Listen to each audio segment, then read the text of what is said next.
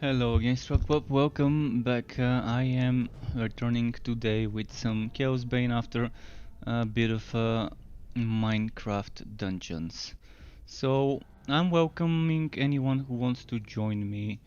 To do so, we can do some co-op if you feel like playing with me. If you want some help with farming items or just leveling up your legend ranks and so on. Um, I would be happy to assist you with that. So yeah, let's just go into the game and see what we'll be doing today. Just checking if all the streams are working. It seems like everything's working fine. So okay, well, let's start with the mage. I've been playing with him today a lot, so might as well do so. I've been playing with everyone today, but mostly with the mage. Farming stuff. So something's missing here, and that's my heroic skill, because I changed some items. I have been preparing some counterattack damage items here. As you can see, until I change the build to a counterattack damage build, I will be using the other items though. And in the meantime, let's go on the other build maybe, that depends. And let me just notify one of my viewers that I'm ready for Chaosbane and maybe invite him if he wants some help. I promised him that I'm gonna invite him so we can play. So just gotta quickly invite and then I'm gonna be ready.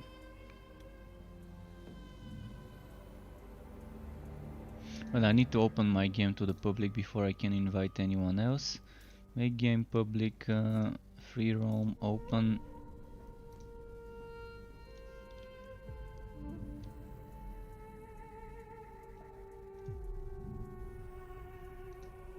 Okay, so anyone who wants to join me, you can either go and add me as a friend, or alternatively you can just select to join free roam, and free roam should join you where I am. That's how it should be. I'm gonna give everyone a link that they can use to invite me to their friends list. This link should be active for another 29 or 28 days. So feel free to use that link to add me to your friends list if you want to play together. I'm going into the game now. Let's see if that person I invited is joining. He didn't reply my message, but he's in game now, so maybe he's joining the game. Oh no, he's AFK. Okay, I'm gonna do one map. If he returns by that time, I'm just gonna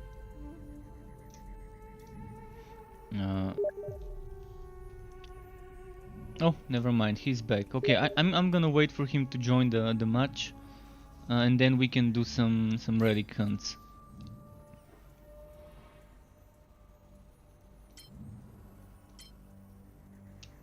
Something like this for now. You might notice I'm not even going all in on the damage, more of a all in on the survivability for now. Eventually, if I get like legend rank 700, I would be able to kind of do something like 40% here, here, and here, and then maybe 30% and max power here. But that's the next step for me. Even if I go 30% here, and in this place, and then max power, that won't be a bad option. But for now, I don't have the points. I need some points. Okay, he's in. But is he inside the game that I invited him to? Let me check.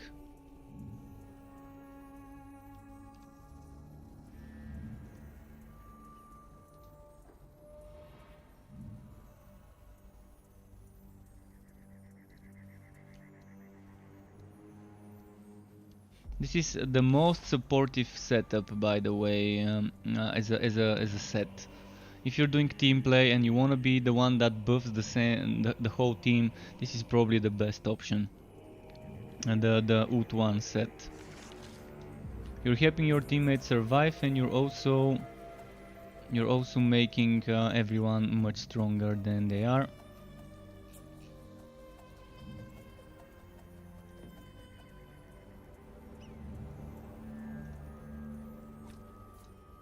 Let's do this. What do you mean only Chaos 10? Why do you want Chaos 10? Chaos 10 takes too long to be worth it doing with just the two of us. Maybe if we had a Conrad or another mage, it would have been fast enough.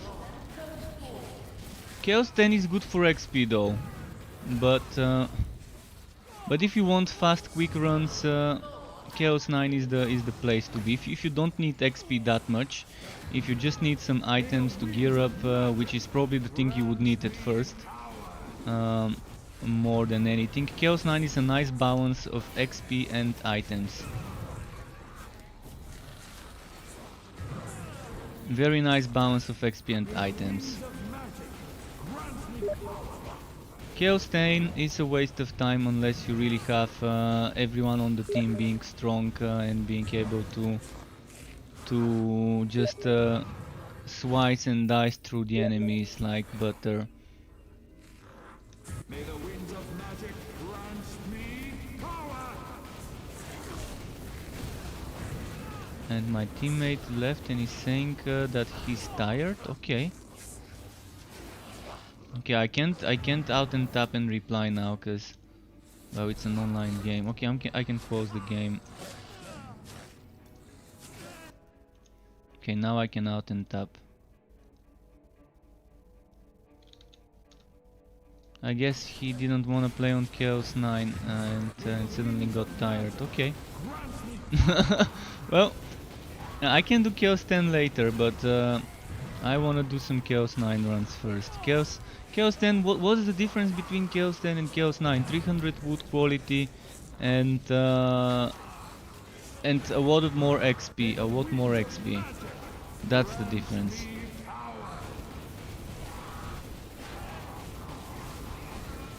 But the time it takes for a solo person or for two people that may not be the most optimal combo to complete Chaos 10 might be a bit too long. I'm not sure what his damage is, what his build is. Like if it was CZD, the person I was playing with yesterday, I know he can pull his weight in Chaos 10. In fact, he probably does a lot more damage than me on his Conrad compared to my Conrad. And he can sew it without a problem.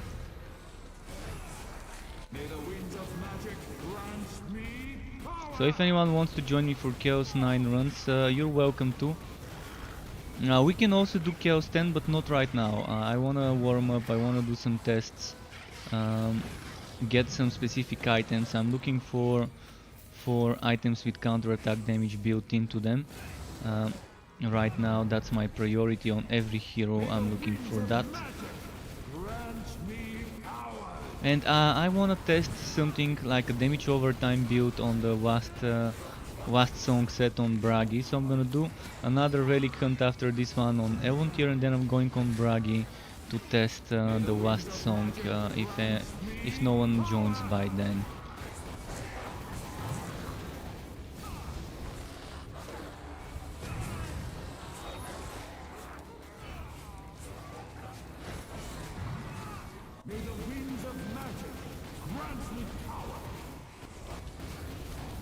Alright, nice. I'm probably not even gonna try for all 3 chest keys. If I get them, get them. If I end up finishing with 2 chest keys, that's gonna be okay. But of course, hopefully I can get all 10, all 3.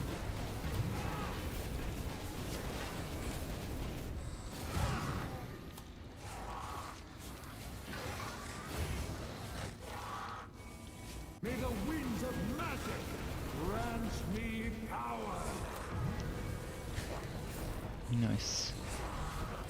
Keeping that streak going. Already almost at 2 keys. I strongly advise against playing on Act 3, because chances are you're gonna get a map that doesn't have as much enemies to get 2 or 3 keys for the chests at the end.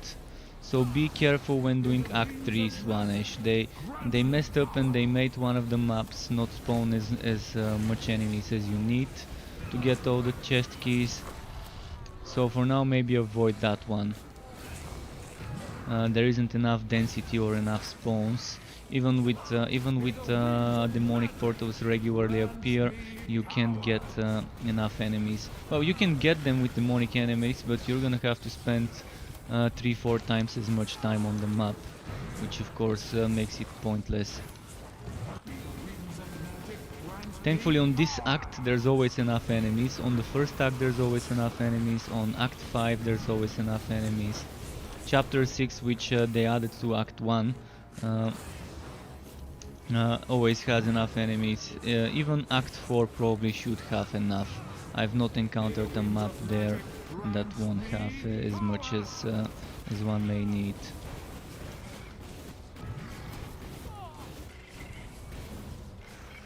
If you have any questions regarding how to build a certain set on certain hero after the changes, let me know. I've already got answers for most sets on each hero in regards to the god skills and the active and passive skills.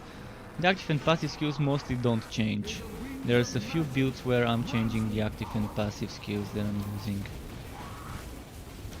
And even when there are changes, there are gonna be just a few changes, not a complete overhaul of the skill bar.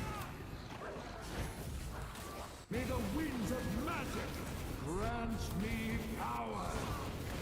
Right, getting close to the third key and walking halfway there.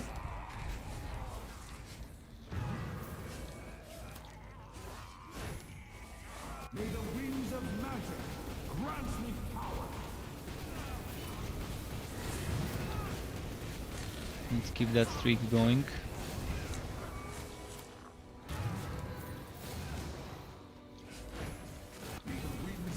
Oh, the boss is here. Okay, hopefully before I kill the boss I'm gonna have 9.5 k wood quality or something like that. May the winds of magic grant me power. I'm trying to do some damage to the boss, then kill an enemy before the streak ends, and just to repeat this. Demonic portals are great for cases like this one, where you want to keep that streak going down there with the discoveries.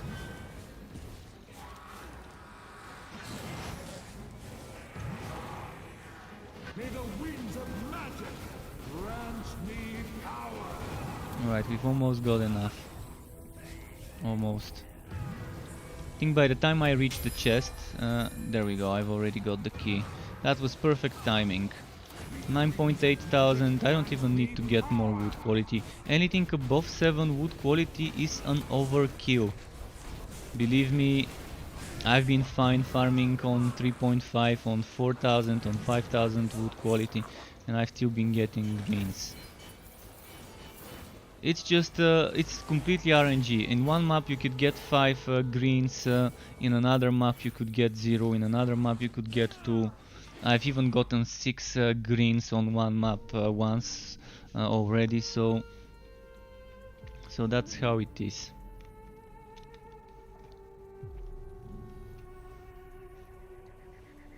Alright, let's do one more, but on the other set, on the Dragon Tamer set.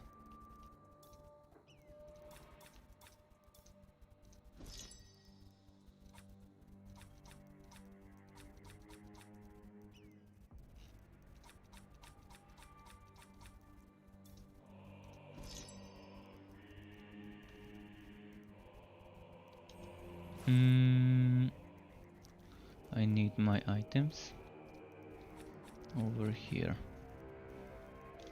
So this is the counter-attack stuff. 1, 2, 3, 4, 5 pieces. Of those 5 pieces, I can upgrade 2 pieces. The boots and the bracer need to be replaced with something that gives a lot of counter-attack built in. Something that's not a legacy drop like those are.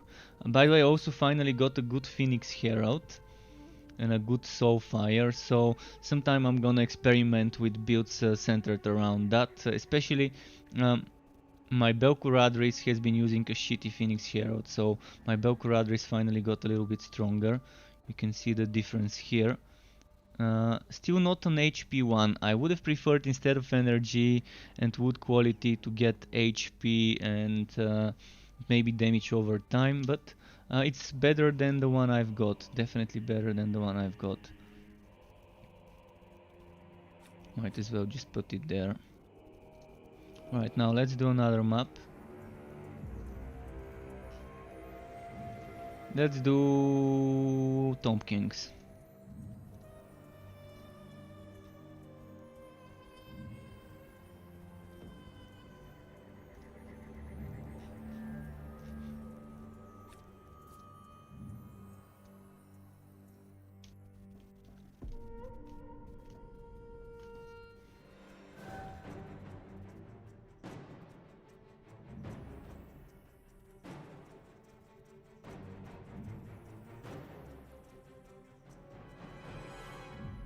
Okay. A mere taste of my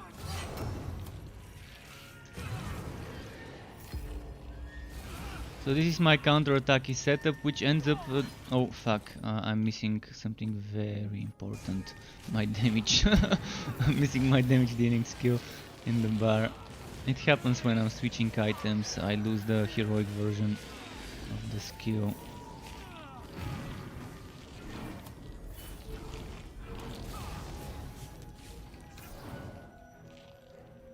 I think every build now can afford to actually not use that much damage reduction rings and to use more damage based rings, because I think everyone's getting slightly stronger based off the extra armor we're getting from the god skills and on the extra HP we're getting from the god skills, how the things are rearranged. So maybe many builds are getting a little bit of an upgrade where they may not need to use the exact same survivability items they have been using before.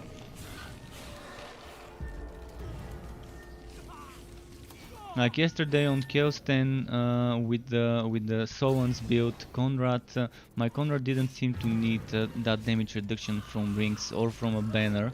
I was still using the banner for damage reduction because my teammate was using the one for damage. And by the way, after I ended my stream, I kept playing with my teammate, and eventually for the last map we did, I changed to Pistolier. I was getting killed all the time on Chaos 10 with my Pistolier, because we were doing Act 4, which is probably not the best one to do on Chaos 10, but I did 128 million damage on a Pistolier build. Of course that was thanks to the team buffs. So I've only done 95 million with the Pistolier, but definitely nice to see 128 million damage crit on a Pistolier Conrad in a team. He's probably still not good to play on Chaos 10. I'd probably suggest if you're playing in a team with the Pistolier, maybe stick to Chaos 9 and avoid Act 3 and 4 with the Pistolier. Other acts you should be fine as long as you find a safe spot from where you can shoot while your teammates are killing stuff, especially if you have a teammate that can taunt and tank enemies. Kiowa has a taunt setup with the dashing skill. Conrad has tank, he even has a heroic tank skill on one of the sets. Hasgran says, hello, do you know how to obtain event skins that are available right now? Facebook and Twitter say that we can download DLC cosmetics, skills and ROM for free, but there is none on store page. Yes, I don't know how to do that. I tried to get it myself. In fact, they even messed up that the current cosmetics that everyone has available. Like, I've got the Magnus edition, so I've got those DLCs included, and I cannot even equip my fan items. And then they messed up that now we can't even get the DLC for the extra hut. Before, the way to do it is you open your skills, you go to fan skills, and it was here. The hut was here, you can drag and drop it. The same was for the fan gear. I think they messed up in a legendary proportion here with advertising that everyone can get a free DLC. But then they're not saying how to get that free DLC, and I don't think you even can get it. I think they messed up somehow. In fact, people who already own the DLC now can't even use it, because I was always using the skeleton's hut, the skulls and bones hut and stuff like that, and I was on some heroes I was using the cosmetic headgear, and now I can't use that. And the emotes are gone. The emotes used to be, oh no, the emotes are actually here. Although I don't know how to do an emote in this game, so that's another story. Let's see the keyboards. Emote.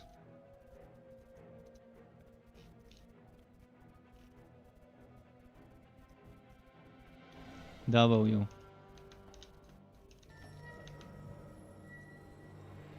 Okay, W is the emote.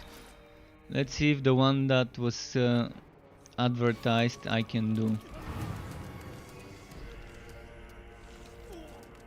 This doesn't do anything. I changed my emote, nothing different happened.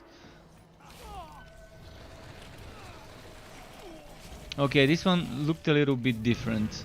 This one looked like it's doing something different than the other one. But yeah, I have no idea how to download it, and I would like to, because it seems like they messed up big time with the legendary stuff. A mere taste of my power. This is the emote I've got right now, and let's try the other emote. Well, I've only got 3 emotes. You can only have one at a time.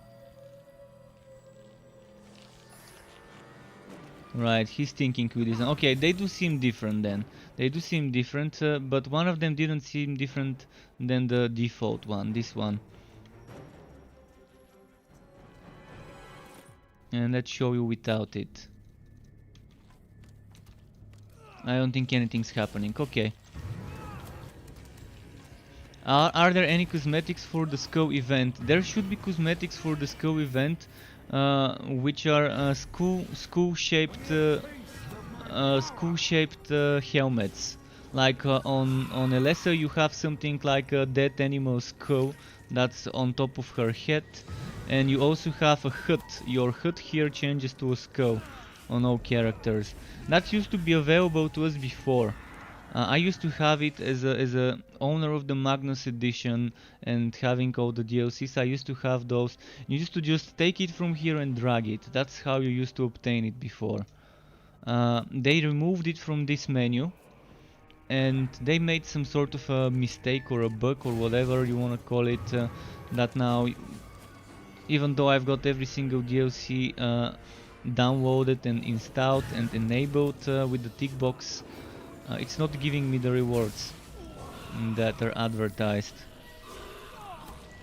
So it's pretty strange why that's the case.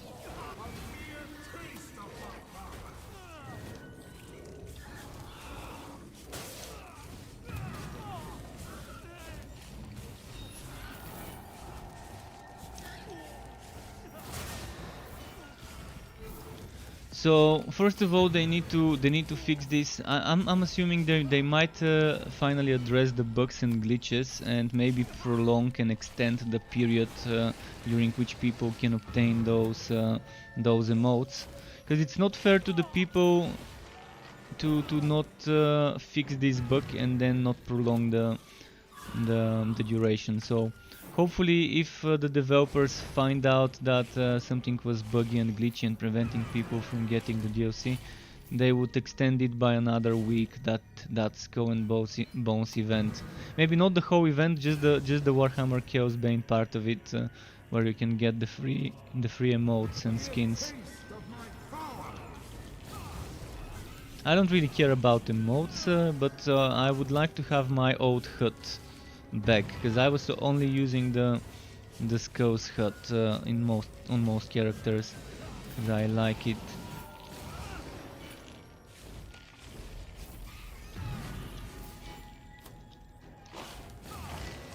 Right, almost got that that third key. There we go, got the third key. Now we are ready to move on.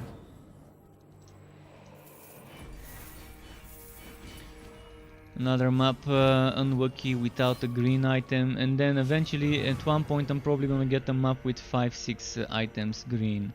That's kind of how RNG is for me.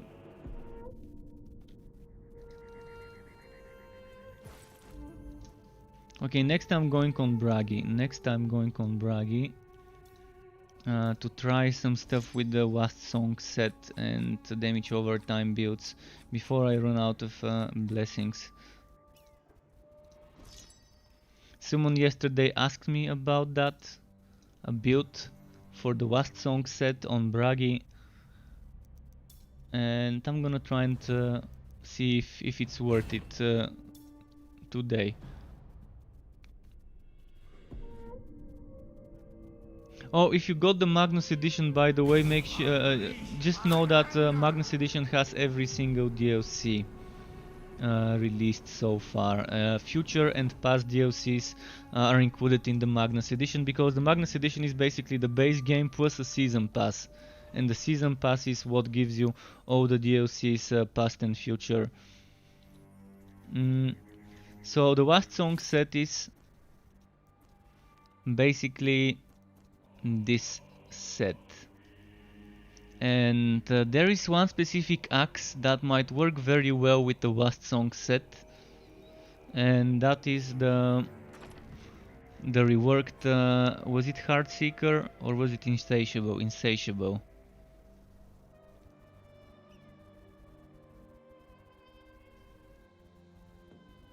Oh, also Heartseeker might also be a nice one. Heartseeker and Insatiable, those might be my axes of choice for a build. We'll see. I'm probably gonna use Grudge Holder and Insatiable first, but I can get up to 300% damage over time. But I need to be very low HP to get this, and getting very low HP doesn't seem like my way of playing. But you also get up to 600 damage with this one, which is too much. If each stack is 1%, So for now I'm gonna use a Grudge Holder and an Insatiable. Grudge Holder, and then maybe Fiery Ring of Tori. Oh, let's wait for a moment first. If you're going for damage over time, you have everything except XP pack and helmet pack. That's weird. You should have the XP and helmet pack. I'm gonna check myself just to tell you whether it's the same for me. So Steam library, Chaosbane, properties, DLC. So I've got Season Pass DLC 1, 2, 3 and 4, which is base fragment boost, emotes pack plus rare item boost, then new skill triples, god fragment boost, and pets pack. Then I've got emotes pack, gold boost, pets pack, seasons pass and Tomb Kings. Which the seasons pass basically includes this.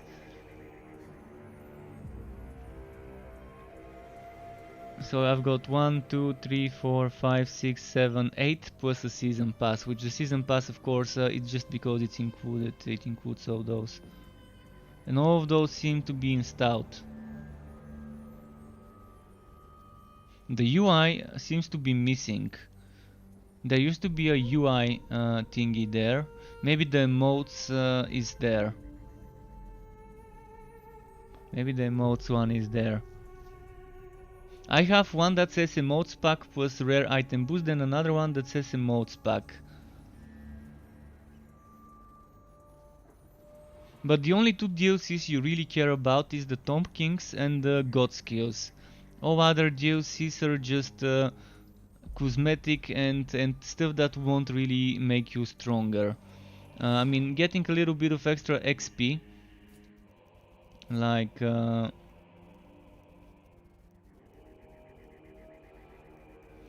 this little 5% extra gold, this little 50 wood quality, this 5% blessing fragments, 5% divine fragments, 5% extra link fragments. All of that, it's just a bonus.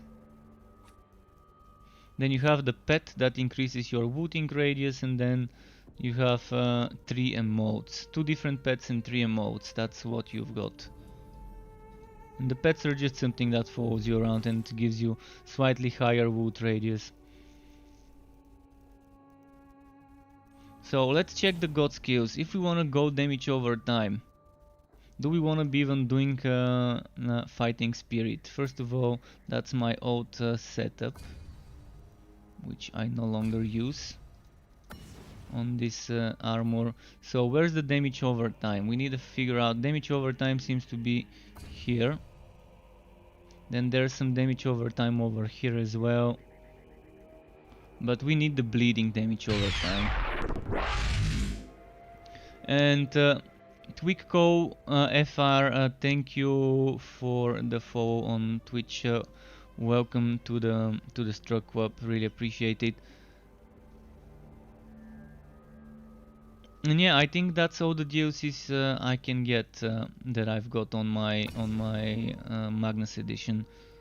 I'm not sure whether people who bought the Magnus edition after me have the same stuff, but they should. I mean, it should be the exact same stuff that others have that I do. So let's remove this damage over time. Let's remove this point. Let's go over here for this damage over time. So I want like something more bleeding centered stuff. This is the fire centered damage over time stuff on this side. But if we're getting, if we're gonna be using the last song,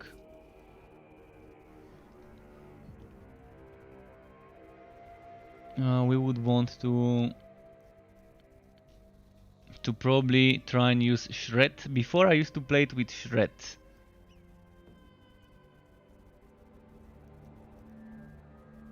But there's no more bleeding. They removed it maybe. Oh, never mind. There we go. Inflict bleeding on enemies.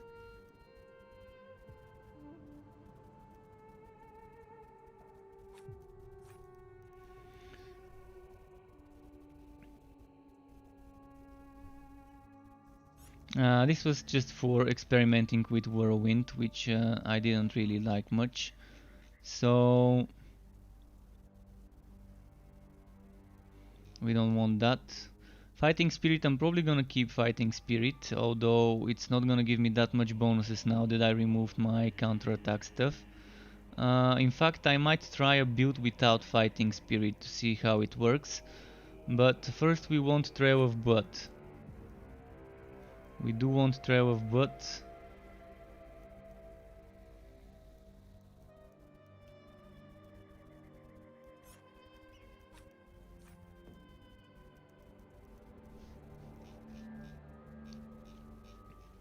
And where's my active god skills?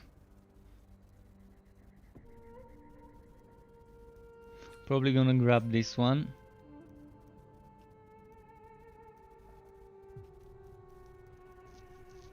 What else would work for bleeding? This one could work for bleeding.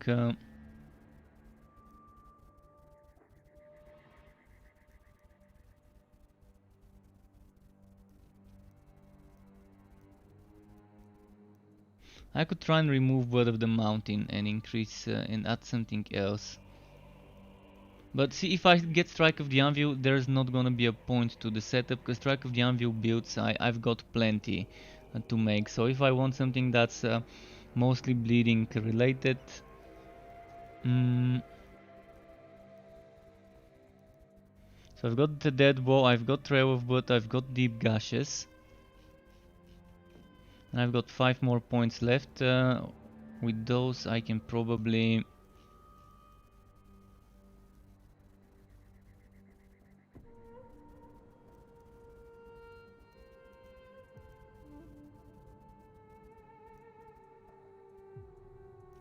See, there's something very interesting over here. Barbs. Damage is reduced, but damage over time is increased based on flat damage, on the basic damage. Physical damage from skills has a chance to inflict bleeding. That's one thing. But then I also am using this one. Stunned enemies take more damage. Stunning an enemy also inflicts bleeding.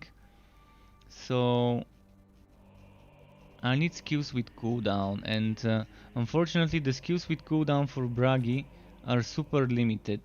This is one skill with cooldown, and then this is another skill with cooldown. Apart from those, you don't have any others. And this one as well. Okay, this one as well. So I can do one skill, then maybe I can use this one, Call to Oath.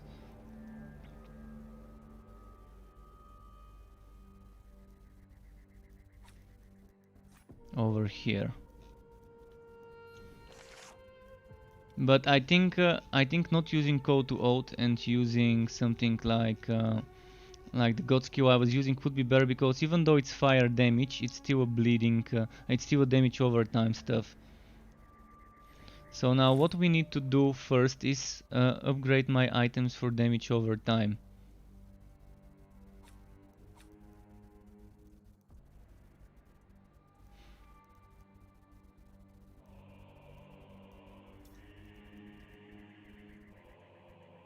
I really don't want to get rid of this 2477 counter attack damage.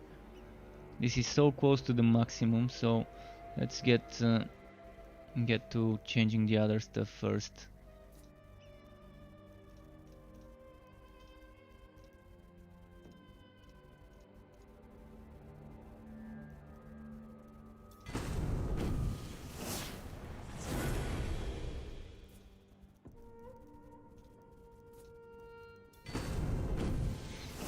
I'm not sure if I even want Fighting Spirit. That's a lot of points out there that I can spend for more damage over time to see how good it would work. So let's get rid of this thing. Let's get rid of all the counterattack damage and try something weird, something that I've not tried in a long time. Not bleeding but damage over time, maxed out damage over time build without Fighting Spirit.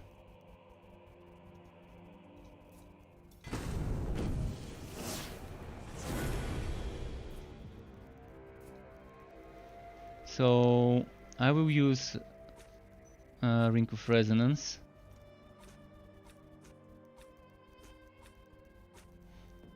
Fuck, why does it go there? And I'm probably gonna use Ring of Tori, although we may not need Ring of Tori that much.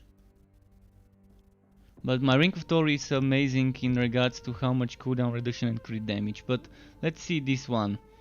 4.9 cooldown, 8.7 crit chance. And this one does give damage, this one does give damage over time. So first things first, damage 59,000, damage over time 38,000. Let's see how things change. 49, damage over time 49. So I actually want flat damage. Mind you, flat damage seems to be much better. 3000 flat damage here. 38, 59.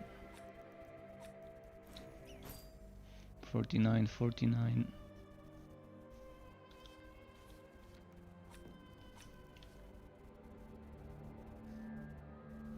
I'm getting 11,000 damage over time, losing 10,000 regular damage. Okay, let's put this one.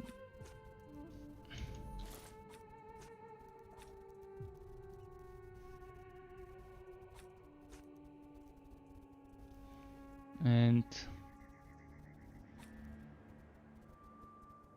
we will see, maybe I'm gonna use this. What we're missing is duelist chain reaction. I think that's what we need to top things off. So this skill would be here just to proc the duelist chain reaction. Not for any other reason. And now we get duelist chain reaction here. And then I think we're good to try. Let's put... if you're not gonna be using fighting spirit, we don't need this one. We don't need the grudge holder either. Which means I can try a heart seeker.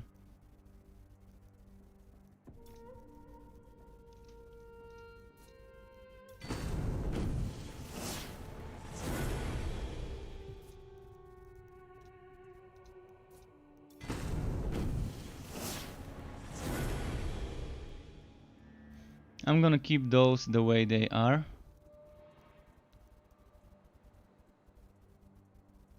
Oh, this one needs to change.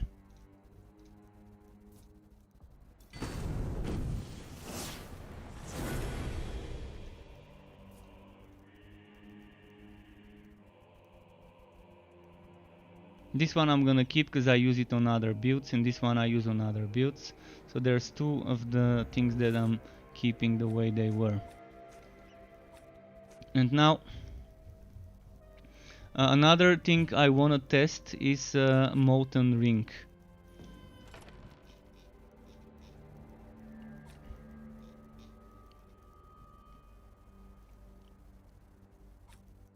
No crit chance, unfortunately, on either of those. Oh, I've got more access here. More Heart Seekers. Let's see which one would be the better option. So we're comparing Heart Seekers. Heart Seeker, the one I'm using, cooldown, armor piercing, flat damage. And this one doesn't have cooldown. This one has cooldown, has crit damage, less flat damage, much less flat damage, but has health drain. Which is tempting, very tempting, but I'd rather keep the one with more damage and with HP. Okay, those don't make the cut. This one I could consider removing that cooldown reduction. That's 11% cooldown reduction, which I can remove. And since I'm not using this anymore, we can get some cooldowns. Health drain and cooldown.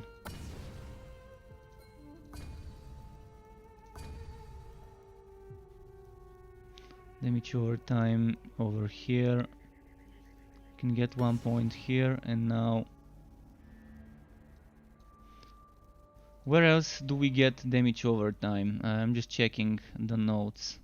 This is the counterattack stuff. This is the other damage over time stuff, which I'm not sure we want to invest into. That's like, let's see how many percent. 5, 10, 20, but that's 1, 2, 3, 4, 5, 6, 7, 8, 9, 10, 11 points. Whereas with the setup I've got right now, you can see my health drain is 41%. That's pretty decent amount of health drain. And the only thing we can get next would be maybe some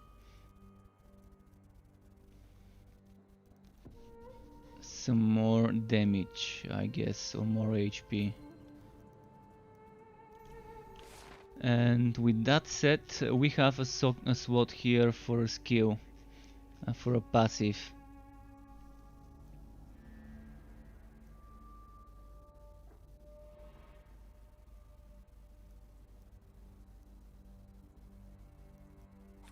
Maybe this one, we'll see how it works. I was considering something like this one.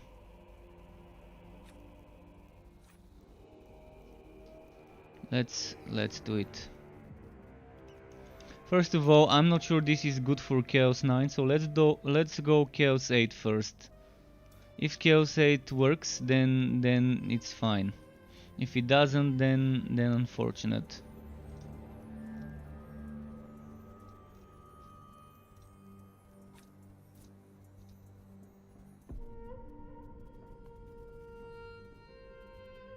But if I can't do with this build Chaos 8, then it's shit. Because Chaos 8 is basically as easy as I can get it to be.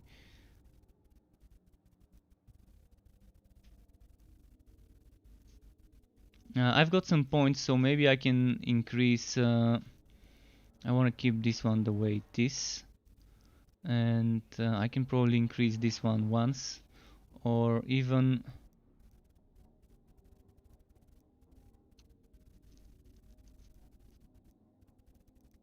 Not liking my cooldown reduction right now. It's not bad, but it could have been better. Okay, I'm thinking of upgrading the access or upgrading code to oath.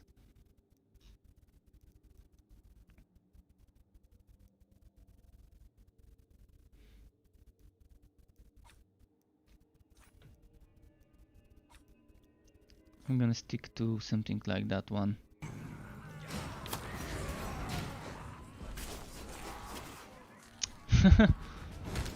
Yeah, I knew it wasn't gonna be good, but I had to test it. I mean, oh fuck, I should have paid with blessings maybe.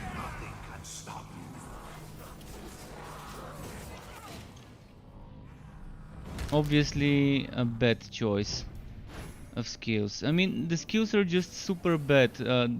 Anything that's not Strike of the Anvil and maybe Laceration is bad. You can see the bleeding is barely doing any damage to them. And me surviving is impossible with this. Now let's change the bleeding skill to something else. Let's change it to Strike of the Anvil. Immediately things become a little bit easier. I mean, I'm not doing that much damage because now the build is different.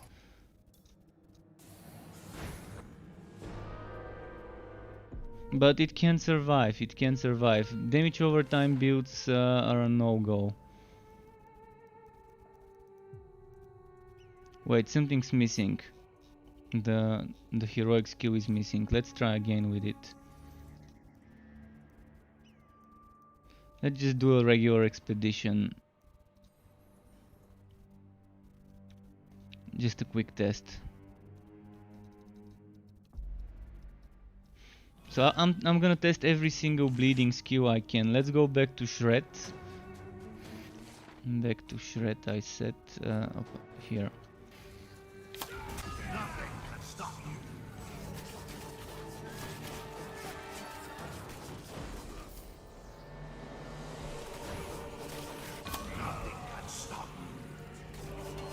So the damage numbers are terrible. I can tell you right now, he's not even doing 1 million damage. Those 2 million were from my access.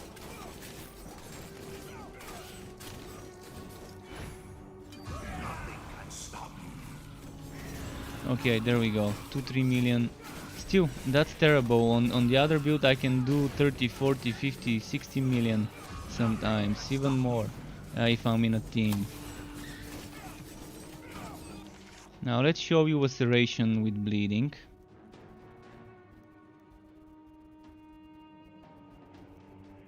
But the bleeding, the damage over time is the thing that just doesn't seem to add enough damage to make it worth it. The direct damage is good. 3 million damage over time. This was actually good with Laceration, but with Shred it was bad. And I would still not recommend playing it because I don't see you surviving on high on Chaos 9 Relicants with the Bleeding build. Bleeding build, yeah, you can use it on Chaos 7, Chaos 6, Chaos 5 with the Last Song set and all of that, but just not gonna cut it for the high stuff.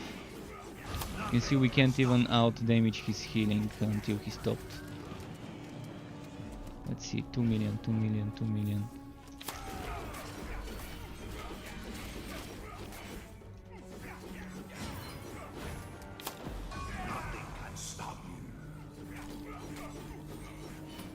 And Laceration uses a lot of your health to do damage. Let's try this one now. I'm gonna be trying all sorts of stuff to show you which one would be probably the best option.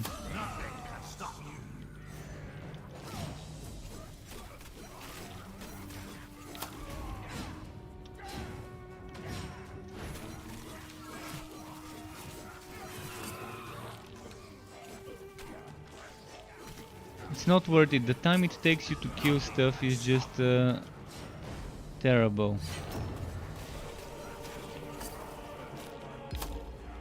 Still Strike of the Anvil and maybe Laceration for some people would be the go-to skills. At least now I know that I'm not gonna be even bothering making build videos for a damage over time setup on Last Song. Last Song still remains the bastard child of Bragi sets that barely even is worth considering playing unless you really don't have the other sets.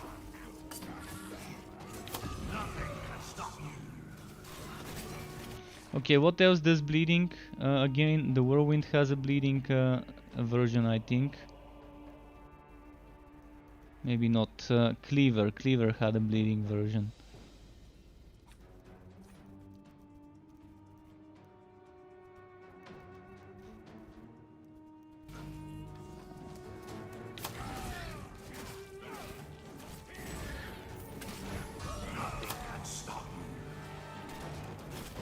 But it's supposed to be doing a lot of damage over time and it isn't.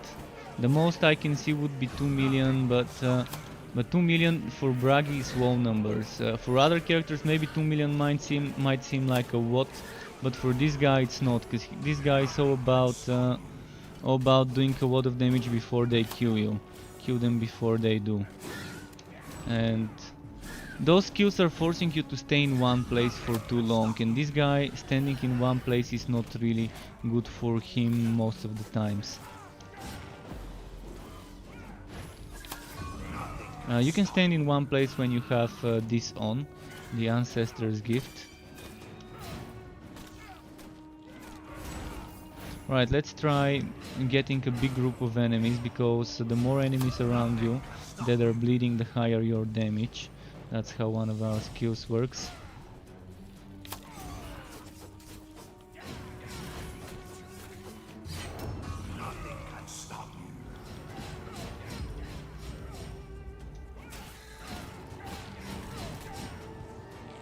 Maybe this way. But it's good to every now and then do those experiments. For myself, for others, in general, just to know whether bleeding is an option. And Chaos 9 and 10, just forget about using bleeding, it's pointless.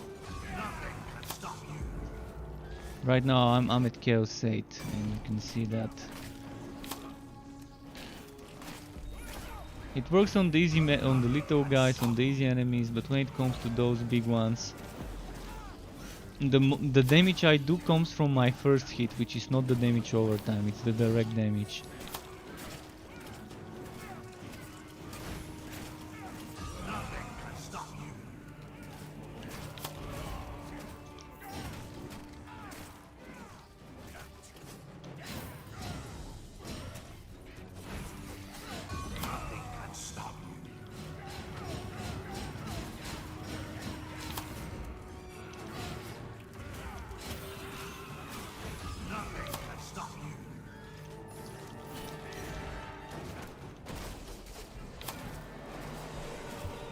Okay, this one's healing. Three of them to being healers. So I would still suggest stick to Strike of the Anvil, and if you want something different than Strike of the Anvil, maybe consider Laceration, but definitely without a damage over time blessed set. It's better to just go counter attack damage and flat damage and use Fighting Spirit to get damage based on your counter attack. They tried. I mean, I'm giving kudos to the developers for trying to get other builds viable, but right now non-fighting spirit builds are just weak, and it's not that fighting spirit is too overpowered, it's that the other builds are just too weak and not enough for Chaos 9 and 10. So I hope they, with the next patch, they don't nerf fighting spirit, but rather try to boost the damage over time. Like, you have to double or even quadruple the damage over time base values. The base damage over time does, to make people consider it on Bragi. I think the same goes even for Conrad. I've not tried damage over time on Conrad. I'm probably gonna try it sometime. Okay, let's leave this area.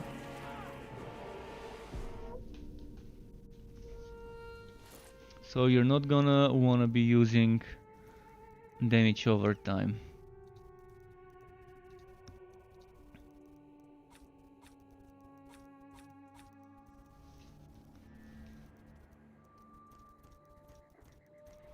Let's go on Grimnir.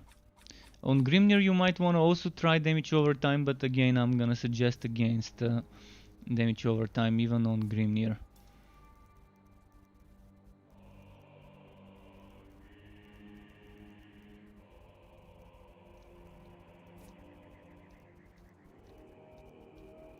This is the blessings you want on 3 pieces, and on the other pieces you want this one.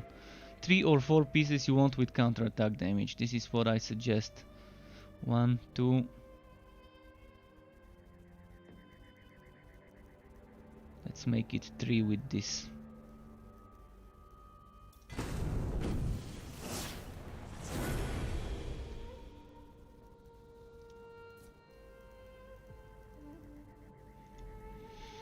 Okay, let's play a little bit with this set. I need a rework. Oh, actually I don't need to rework it. It's already sorted for me in the build.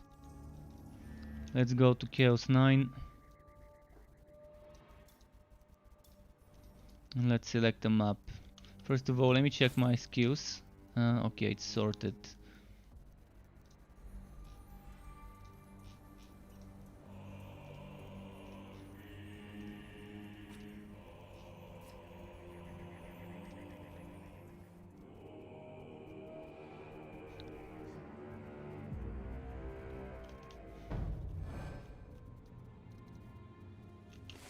I'm missing something. Nothing can stop you.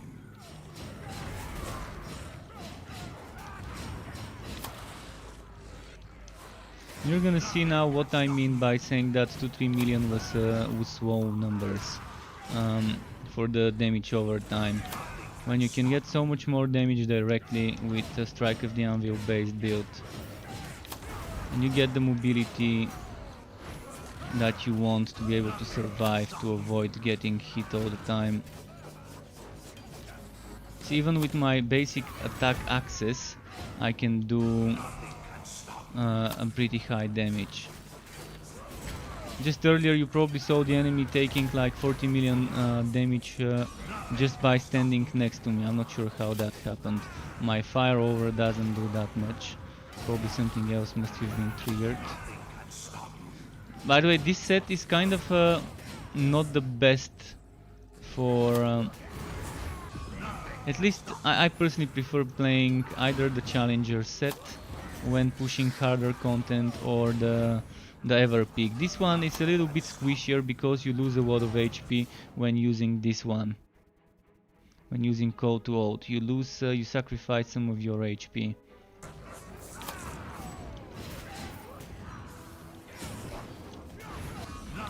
And I used to use that on every set and build,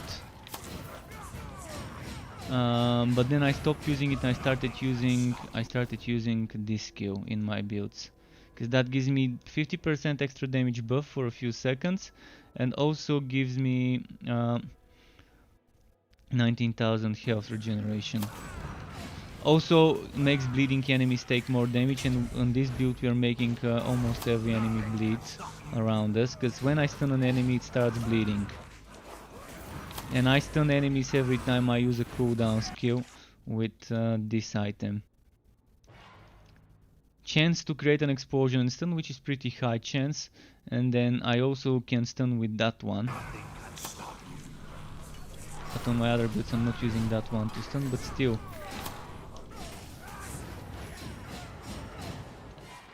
The chance to stun.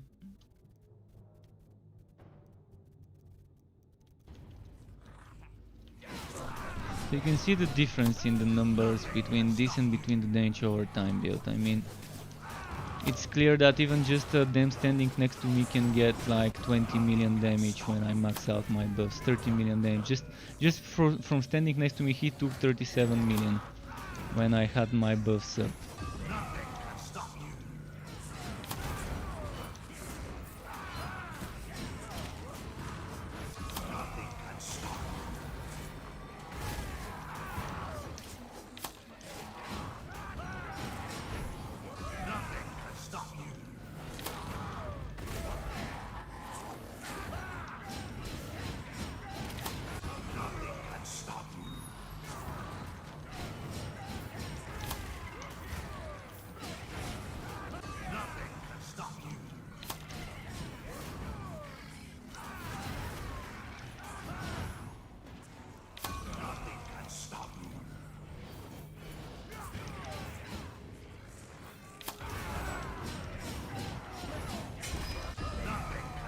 Okay, we've got 2 keys sorted.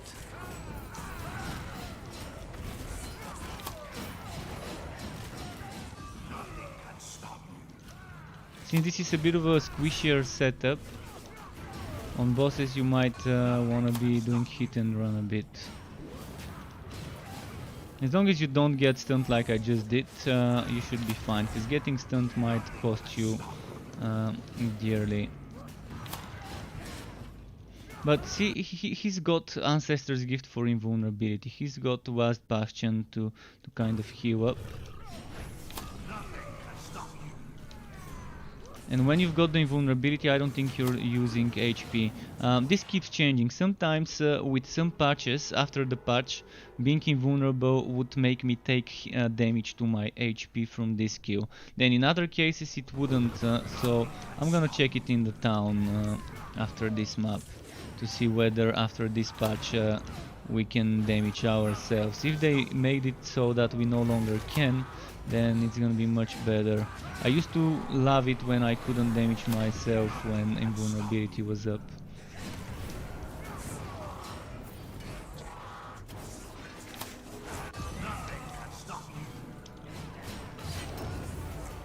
Let's get the 3rd key and bail out.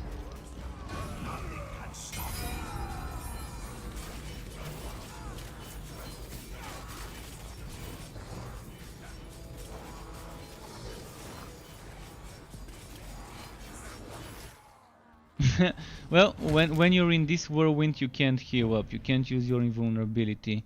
But I did it just because I didn't want to get it to waste. I didn't want to waste all those fragments on the ground, which I really need on my other characters to test some stuff.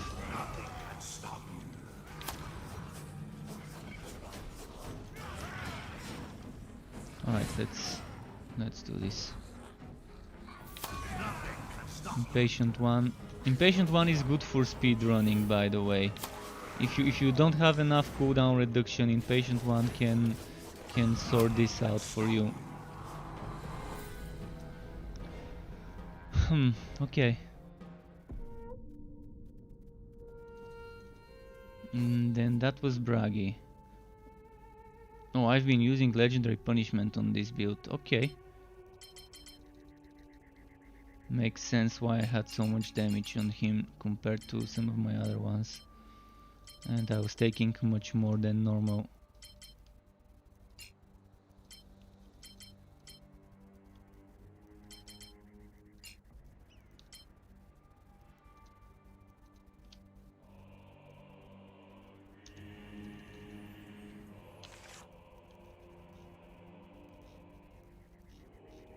Okay, that's it for Bragi. Crit Monster 3.0 seems to be the way to go. And it's flexible, you can remove those points and get more health drain and cooldown and play it like that and not have as much crit damage based on the counter attack and not as much HP. Flexible setup, customizable based on your preferences.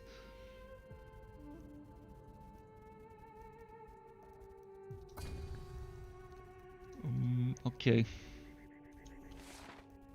Oh, let's test this. I wanted to test whether when I'm invulnerable... Okay, never mind, I lose HP. You lose 10% of your HP even if you have invulnerability. So most of the time I save this and then I do my number 2, and then I do number 4, or I do number 2, then I do number 1 quickly.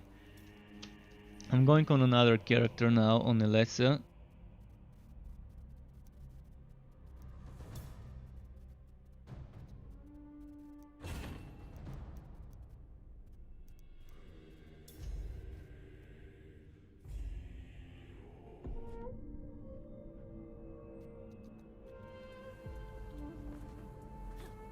This is my Poison Blade spamming. This would be one of the builds I'm gonna be uploading next week. Because I get this cooldown to 4 seconds. And that is excluding this one reducing the cooldown when I crit. This one reducing the cooldown when I crit. And this one reducing the cooldown when I hit. So pretty much amazing. This ring is terrible. It's not meant to be here, but since I don't have a better choice, I'm using that ring until I get something better.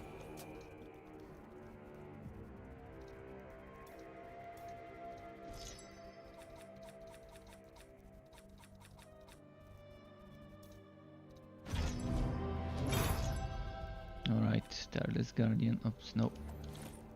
Tireless Guardian here, this one here. So for this build, if anyone wants the skill points, all the way to Hunting Feast Master to get the 15% cooldown reduction, and then all the way to here to get another 20 cooldown reduction, those notes. And on this side all the way to Blessing of the Forest to get some HP regeneration. Before I used to go all the way here for this 2% and this 1% and this 1% health regeneration, but now instead of having so much damage, I prefer having this much cooldown reduction. And by the way, the limit for cooldown reduction is 80%. The limit for crit chance is 80%. So this is pretty much pushing it pushing it to the limit almost. You can't get more cooldown than 80%. It's gonna stay at 80 even if you overkill it. What chaos are we on? Chaos 9. Relic Hunt. Let's do Nurgle.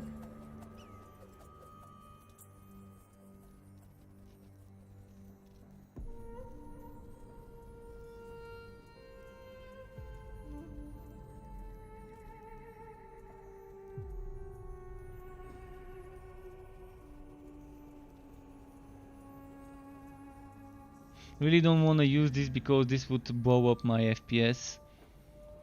This explosion still fucks up your FPS.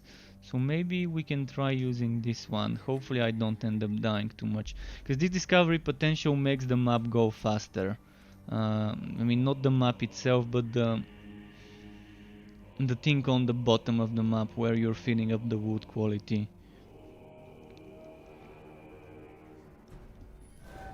This thing here goes faster.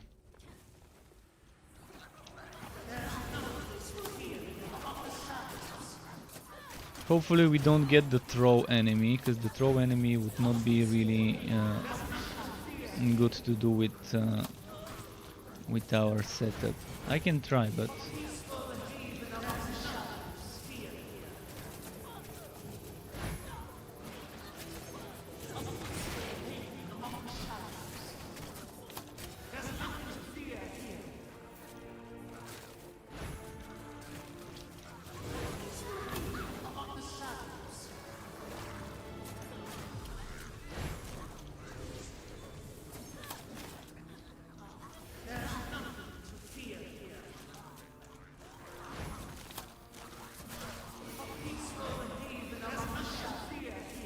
Okay, let's keep moving. I'm gonna keep them moving with me, kind of weaving them, kiting them.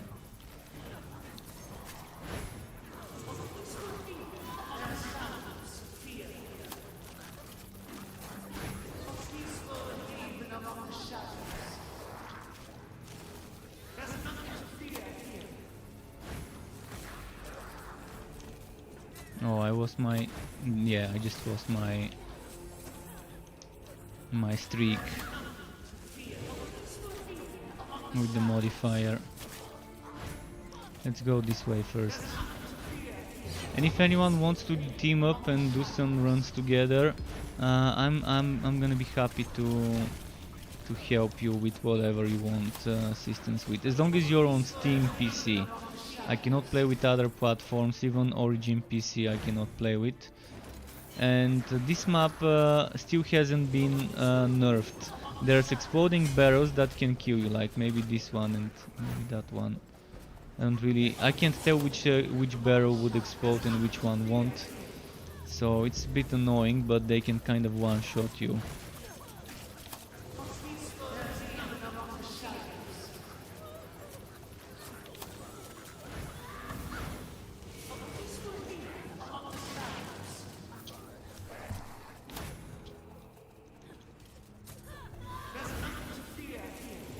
Okay, good thing. They saved my streak. They saved my streak.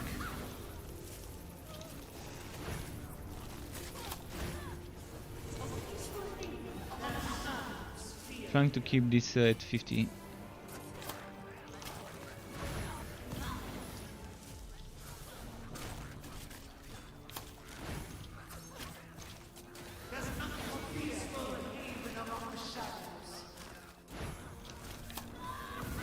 Alright, nice. That's a lot. A lot of little guys I can use to fill up my streak while killing the big one.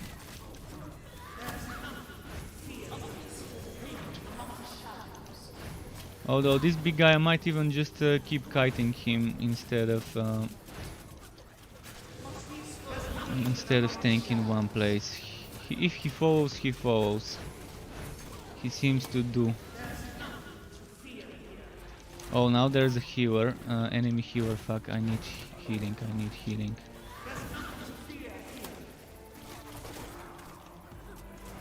Someone's attacking me with arrows from afar.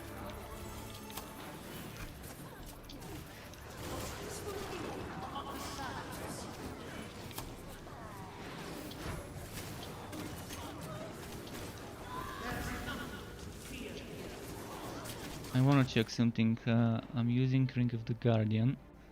See, with this much cooldown reduction, I can probably sacrifice Ring of the Guardian or Ember Talisman.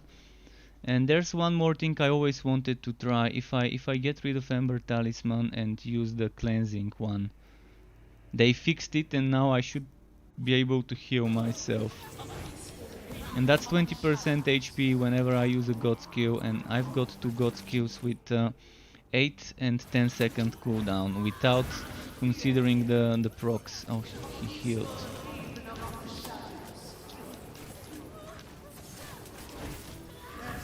Because right now we do have so much cooldown reduction anyways on this build that maybe I can sacrifice some from items.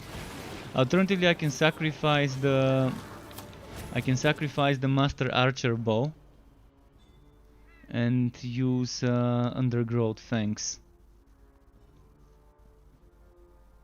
And this heals me 5% HP.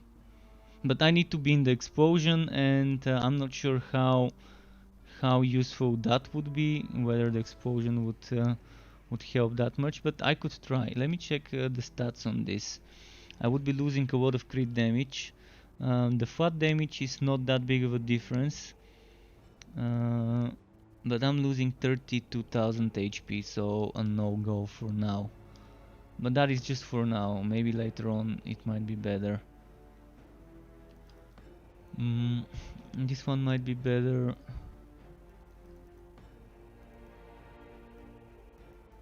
Just quickly checking if there's any other options. Nearby enemies take more damage and damage taken is reduced. This is another one. Most of the time we would be nearby the enemies, the way I played at least. This also can heal me every time I do a crit, but it doesn't give me cooldown reduction and crit chance, which I would rather have.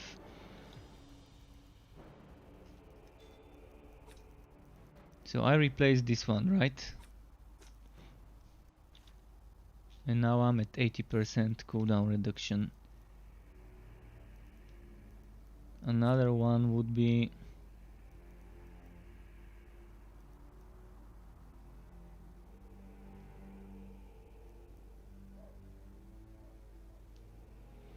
Yeah, I would rather have something with crit chance. Whatever it is, it better be something with crit chance. So what if I were to change one of the rings? Even if I sacrifice some cooldown reduction, some crit chance would be nice. Health regeneration also is important for me though, that gives me a lot of damage.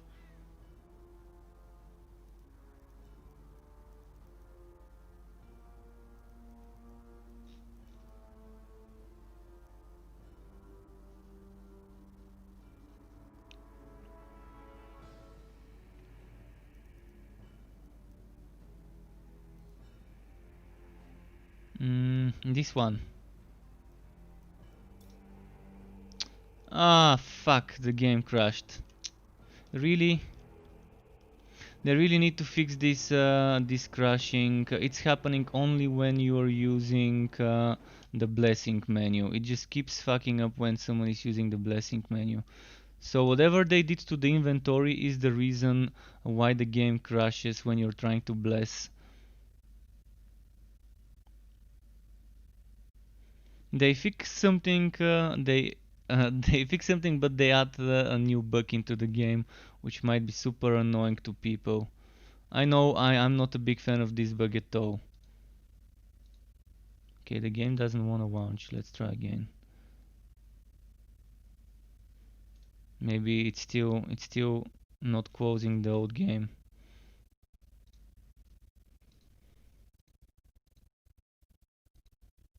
There goes my token I used on this map.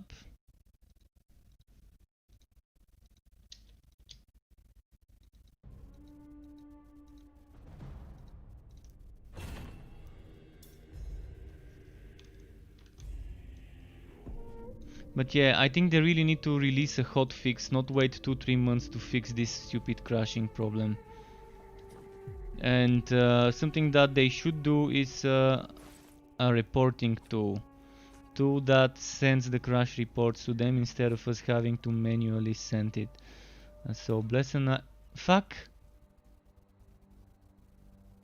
I keep forgetting. If you're wondering why this is happening, I can tell you why.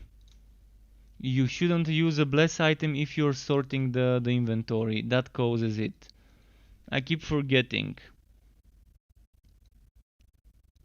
So you don't click on the buttons on the side, which is for weapon, armor, helmet, leg, etc. Don't click on those if you want to bless.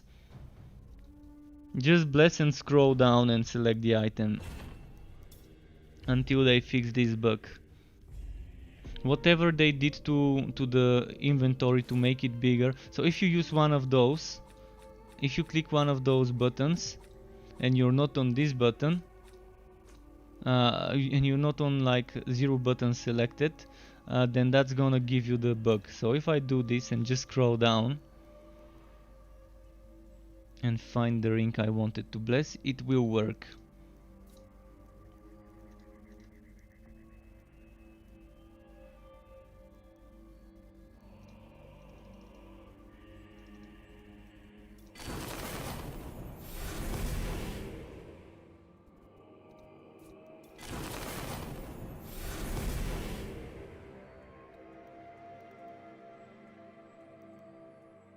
Oh fuck, I fucked up.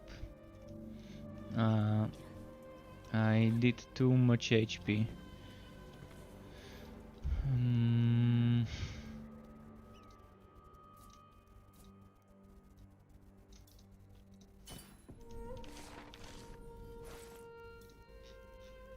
And I just have it as a habit to be selecting and sorting when blessing.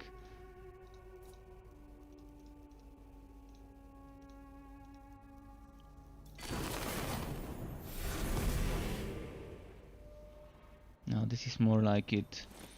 Now we're changing, where did it go? Changing this with this.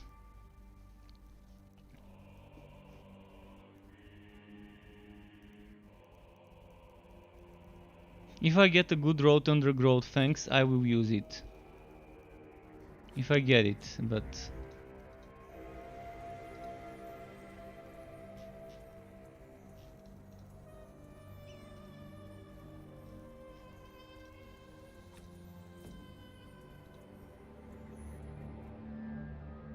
So yeah, just a warning, careful when blessing, don't select the, what's its name, the filtering. And I can't report it unless I email them, and I don't want to email them with sending my the crash dump report. It's not my job to be sending crash dump reports to them. They should have a tool that automatically sends the dump reports by us clicking send data and restart the game. The same way Unreal Engine has crash reporting that sends to Epic if their engine crashes, something that they can look into and fix their engine to stop the crashes. The same way this game needs some sort of reporting tool where I can just click a button and it could immediately upload the file it just generated. Otherwise I have to find the thing in my computer, then email it to them. So first I need to look into where this thing gets generated, then I have to send them an email. Not everyone wants to have to alt and tab of the game, so they can just report something, but it's super annoying, game breaking bug that I'm sure many people would just fucking stop playing because of. I'm not one of those people, but I'm pretty sure the average player would just get pissed off and quit.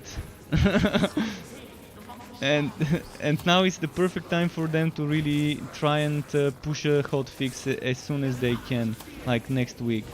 I'm gonna report it on the Discord channel. I know what is causing it, I can tell them what is causing it, and that should be more than enough info to at least save them some time from trying to replicate it, because I know exactly how to replicate it.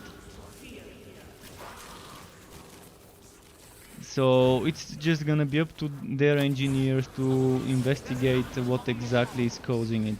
My guess is, since they did work on the inventory, my guess is that's what's causing it.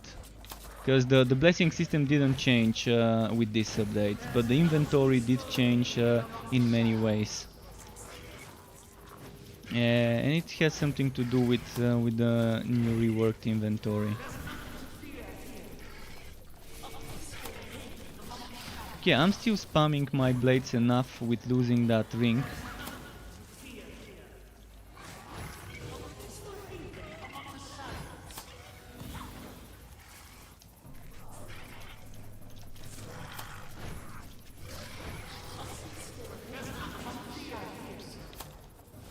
Another bug that they still haven't fixed is the one that where you're probably seeing it happening. Sometimes I would use spinning blade, and immediately after I use it I would dodge in the same direction, and then the spinning blade disappears. I'm gonna show you. Pay attention now.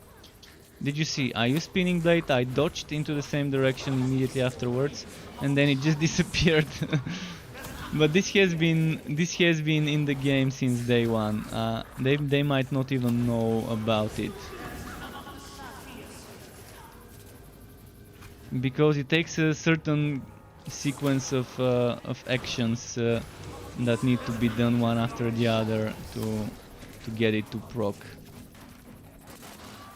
So I'm using this one. I'm using it, and then I'm gonna dodge. So pay attention after I kill those if you wanna see it again. After I kill them. So I'm gonna use it after this is ready, and I'm gonna dodge, and you're gonna see how it appears and then it disappears. Do you see that? It's weird, but I've been playing this for so long. I know the bugs, and it's annoying because I'm losing DPS when this disappears. And sometimes I really need to dodge in the same direction where my cursor is to avoid an attack that an enemy has been charging. Another thing that just happened, this enemy instantly died, got one shot. This is a bug that only seems to happen on Elessa. I'm not sure what's causing it, but the enemy seems to get executed without taking damage. He just dies. This one I don't know how to replicate though.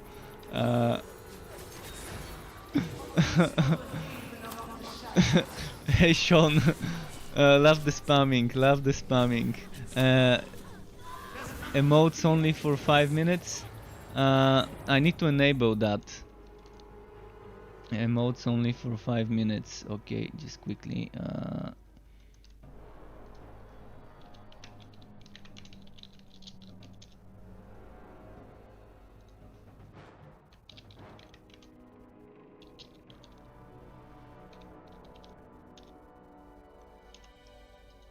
How do I enable this shit? I'm terrible at this shit. And the whole moderation and everything.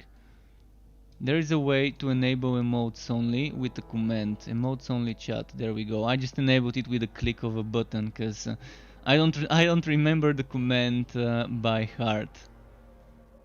So 5 minutes now. It's 11:11. 4 more minutes until 11:15. I'm gonna disable that after. Emotes only chat. Keep on spamming.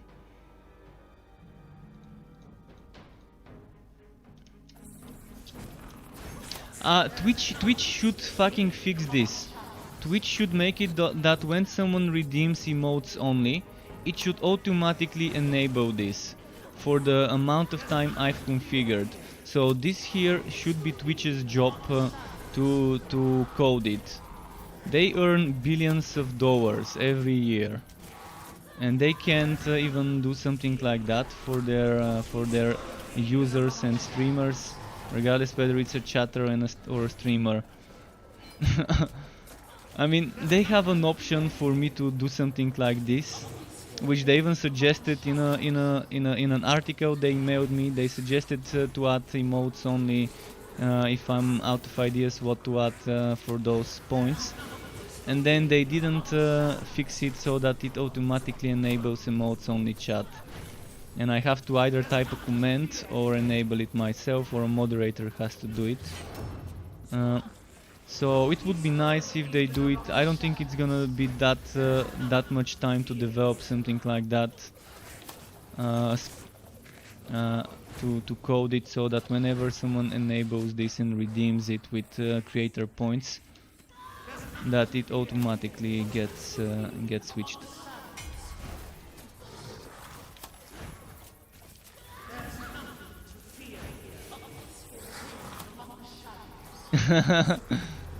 Exactly. I'm pretty salty about this, because it makes me kind of stop the. It interrupts the, how should I call it, the inertia, like the momentum. Like a player is playing and he's gained momentum, he's farming or he's doing something, and then I like it. I like the emotes only. I'm actually a big fan when people go into the chat frenzy. It's fun. I love interaction in my chat. That's why I've added this. But it really makes no sense to work the way it does right now. But I'm really happy when I see my chat livening up and spamming and just conversing regarding whatever. Sometimes we've had some off-topic convos regarding something that's completely not gaming related or whatever, and that's pretty fun.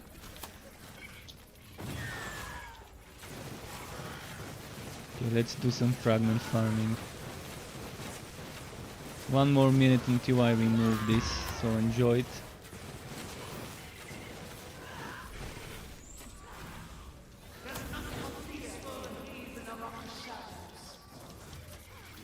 But yeah, Sean, you asked me the other day whether this game is fun, and you can see it can be very fun. It's similar to Minecraft Dungeons, because that's the other type of game. No, that's hack and slash that I've seen you play, but it's much more complicated. It's still, it's not like Minecraft Dungeons doesn't have depth. It does have enough depth to offer you, but this one requires a little bit more thinking when making a build. Definitely.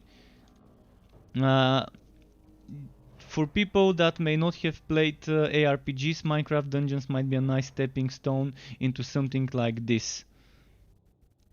And this might be a nice stepping stone for people that end up going into more difficult and more punishing games like Path of Exile. So this is kind of like a middle ground, not as simplistic and easy to learn as Minecraft Dungeons is, but also not as difficult to learn, not that big of a learning curve as Path of Exile, for example. Or Grim Dawn. I think Grim Dawn has a higher learning curve as well, because there are so many things that have been added throughout the years, and so many things you need to learn. The same goes probably for Titan Quest. Though the Titan Quest is a little bit more simpler than Grim Dawn, but overall has a lot of similarities, as it's the father of Grim Dawn, or the mother, whatever you want to call it.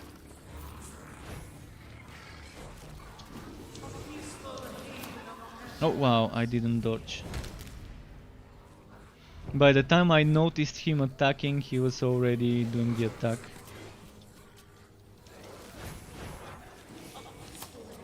One thing I like about this game is you can resurrect as many times as you want, as long as you have the money for it. And as long as you have the fragments.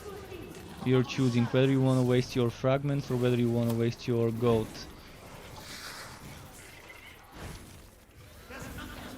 This game does have a story, 6 chapters of story. 4 basic chapters, one that is paid content, the Tomb Kings, and another 6th one that is free content. So basically 5 chapters that are free. The only paid chapter is chapter 5.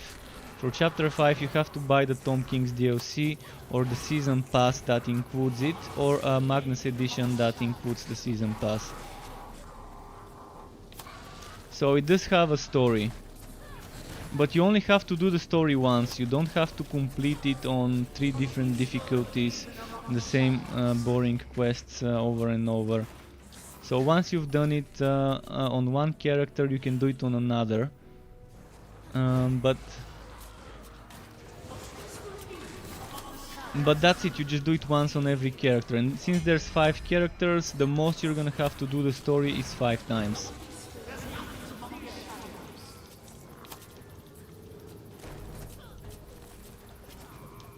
And that's only if you want to have all 5 characters. If you just want to stick to 1 or 2, you just do the story on those and you're done.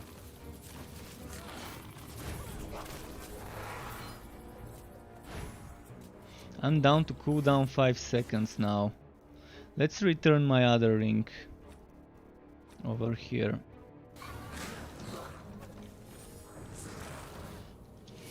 My crit chance is 37. This is the thing that I really want. I want a better Ember Talisman. I want a better Ring of the Guardian with crit chance and cooldown. So basically need slightly better Ring of the Guardian and Ember Talisman if I want to play the more spammy setup.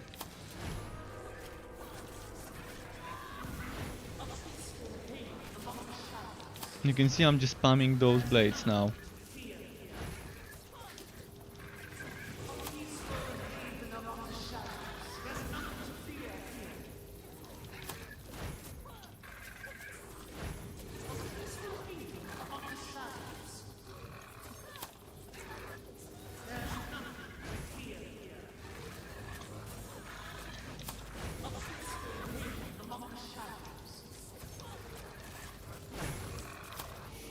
And if you place him well, you might end up hitting him more than once with each blade, which is my favorite type of playing this build.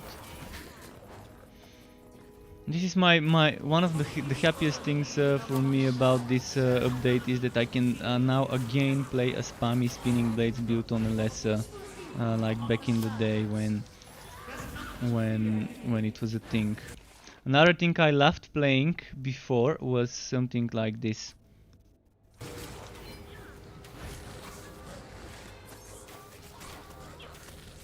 Maybe now it's still not that bad to play something with this one as a skill, but it doesn't do as much damage as it used to back in the day. Or maybe it does do exactly as much damage, and that's the thing. It was fine for Chaos 5 before, but definitely not fine for Chaos 9 to use it. I'm gonna try the next map to play it with that skill.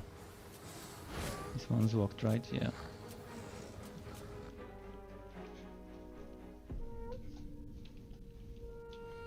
Let's try doing it, Tower of Chaos. Just a single run.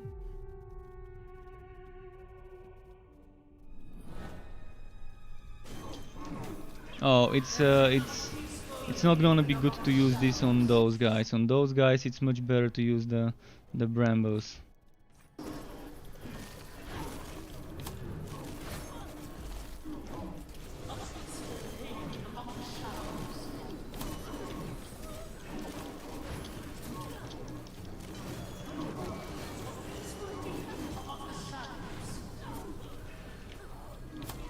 Wow, what's with the auto-aim missiles? Auto-aiming missiles, eh? Gotta love it. Who does those? It's probably the blue one that does them. Either the blue one or the purple one. I need to figure out who does them so I can focus him.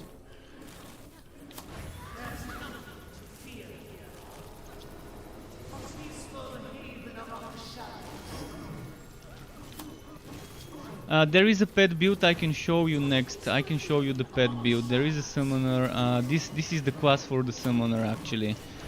She has a summoner set, and it's pretty nice and strong. I'm gonna show you. It's a pretty fun setup to play her with pets. And there's 2 or 3 different ways how you can do it. But one of them stands out the most as a combination of items and things that you can input.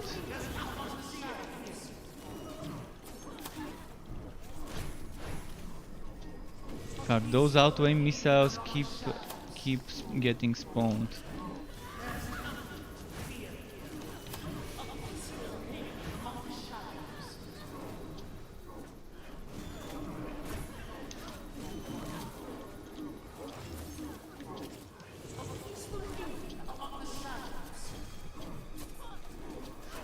There's so much poison on the ground, wow.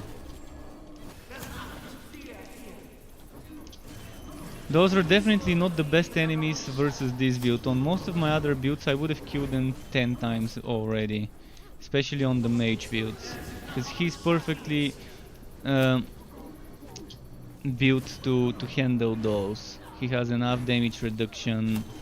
And Alessa doesn't have much damage reduction. For her it's better to just focus on dealing damage, and she has a lot of health regeneration, so she can deal well with damage over time stuff to a certain degree. But when it's a lot of direct damage and getting stunned and having to stay on one place, she can do it, but it requires specific skills, and even then she's the weakest when it comes to damage reduction. So you can see my defense is only like 8 million, attack only 1 million. On other heroes I can get like 30 million defense or 20 something million defense. You can get damage reduction with things like cheating links, but mine is shitty. But this reduces your damage by 40%. So you can combine cheating links with iron bark, and that's 40% damage reduction. But again, it's kind of terrible because this one requires you to pick up a Bloodlust Orb so it's pretty situational. This one is nice because it gives you 30% HP as well, but again your damage would suffer. But if you get a good rolled one, it's an amazing ring for any build that just wants to have it a little bit easier and have some breathing room and not be that much of a glass cannon.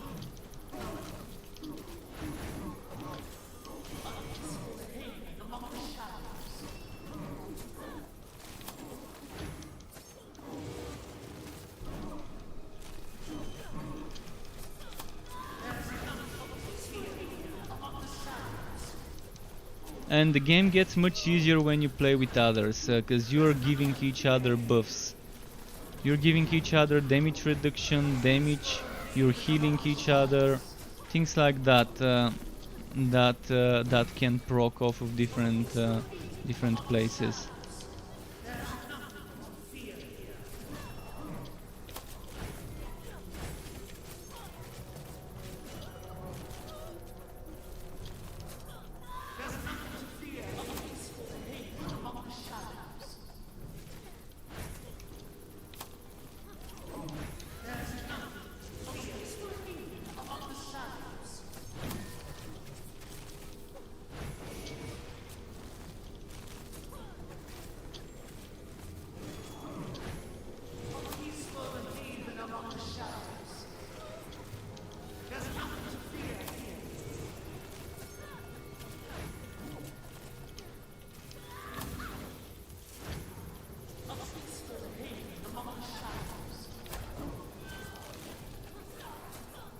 He finally died. That took a while. Let's get the chest.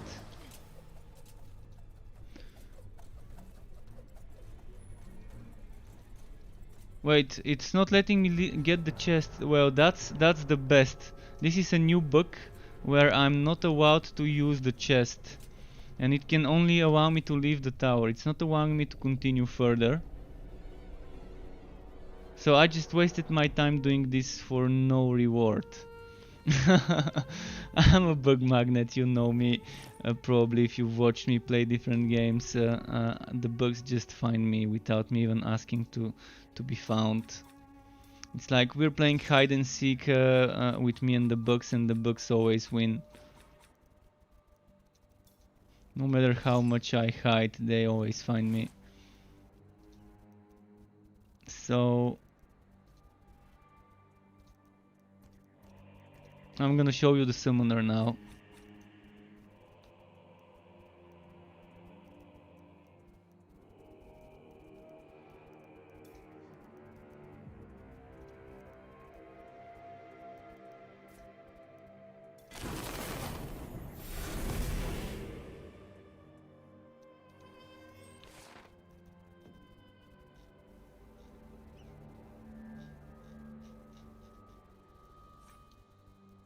So for the god skills, this is kind of what I think is nice now after the changes.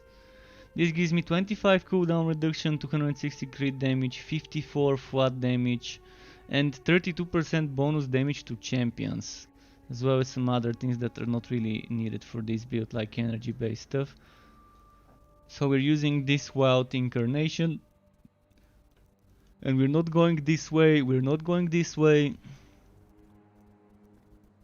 We are going this way as usual, but now we're not stopping here, and we're just moving all the way up here.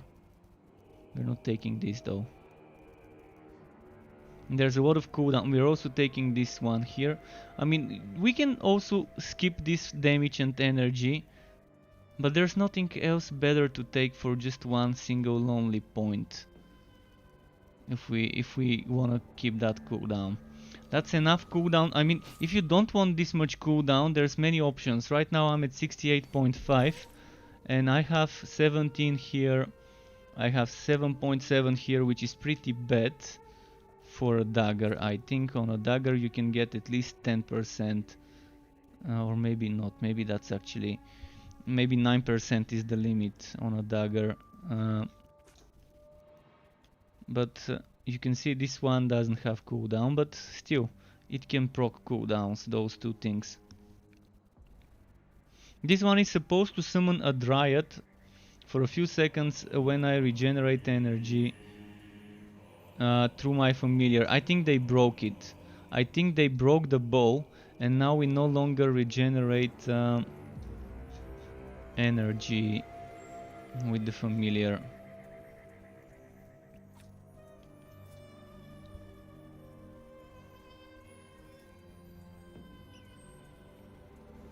Yeah, the theory crafting is not as crazy as, for example, Grim Dawn and Path of Exile. Uh, even Titan Quest is very heavy dependent on certain items, and yeah, and you can freely respec. If you make a mistake, God skills can be freely changed without cost. When the game launched, this cost you points, this cost you fragments. You couldn't respec until you pay some fragments. Then the skills you can at any time change, even during combat you can change your skills, whereas the god skills only in town. So that's pretty neat indeed.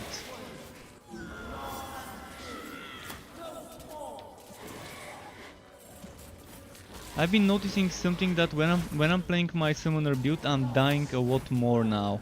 I can't explain why, but I'm taking a lot of damage which I cannot deal with. And that's only when I'm playing maps with bleeding and stuff like that. Before I could deal with it. Before those maps were not a problem for me, I was healing enough. But right now it's, I don't know, something's happening and it's getting harder to deal with those maps.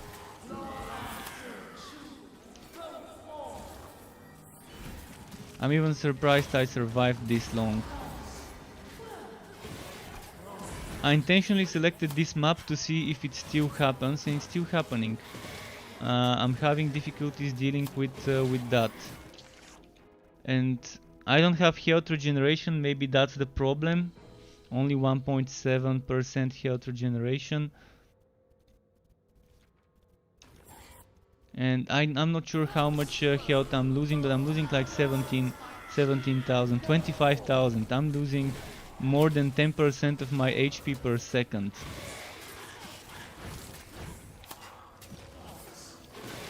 And my pets are healing me, supposedly. Let me quickly check something.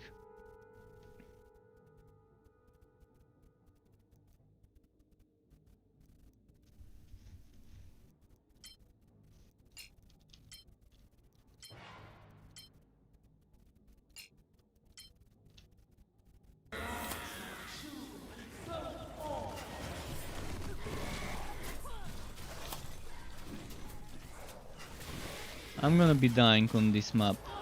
Something happened and somehow the summoner build really keeps taking so much damage than before. Did they boost the heroes take damage? But on other heroes I don't have this problem, which is the weirdest part. On other heroes I can negate the bleeding easily.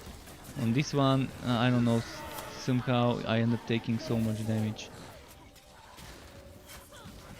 If it wasn't for my summons healing me, I would have been dead multiple times by now.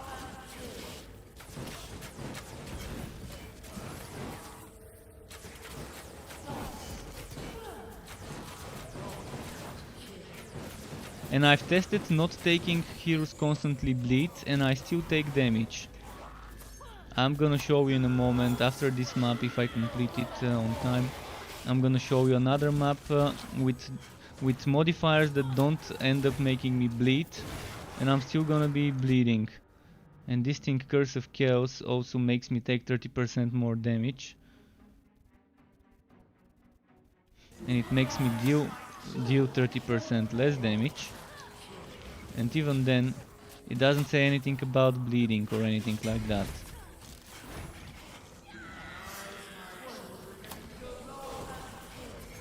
I think that's mostly because I don't have enough damage reduction, and that bleeding is getting boosted by this debuff. So the bleeding is doing 30% more damage than it should. And I think that's why I'm taking so much. when this gets applied. See, it's not on me, and I'm having no problem surviving. I'm only taking like 15, and then as soon as this appeared, I started taking 20 plus thousand damage ticks.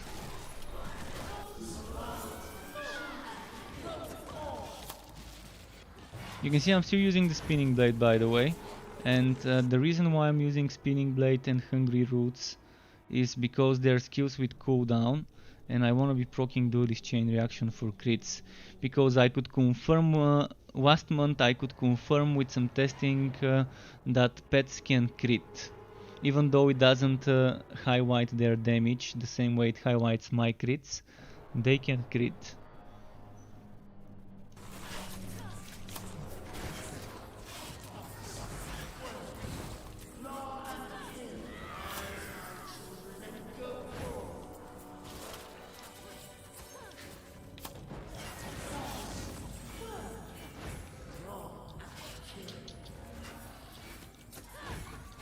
And the bow doesn't seem to be broken, it just seems to not work in the town. The bow that summons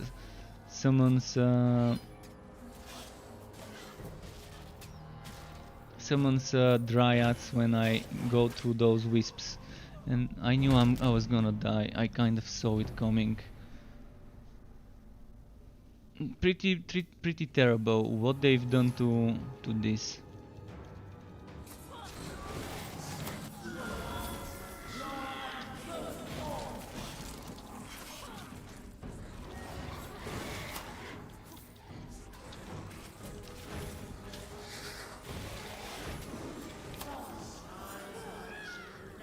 Let's see if I can change something. Really don't want to remove this or this though. And this gives me up to 40% damage reduction. This is 10%.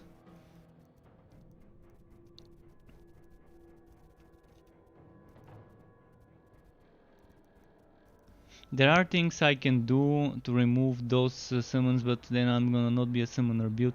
If I remove hungry roots, or maybe I can remove the spinning blades and add something to help me survive more or heal more.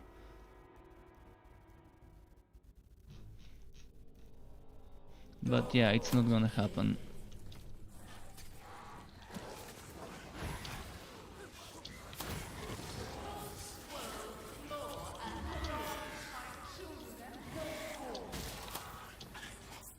I'm gonna be praying that my pets would heal me.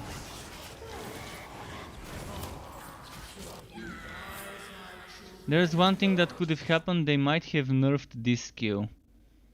This skill might have been nerfed. The pets are supposed to heal me 5% of my HP.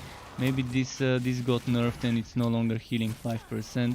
Although I think it's still 5% because I'm getting healed for 11,000. Probably I just need more HP.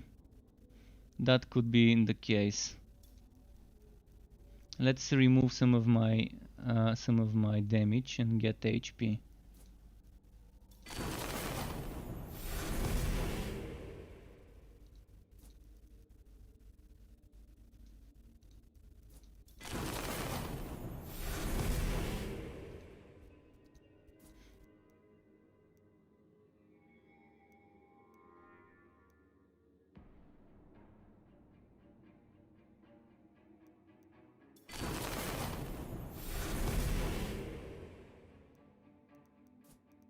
Maybe that's what I'm missing, some bit of HP.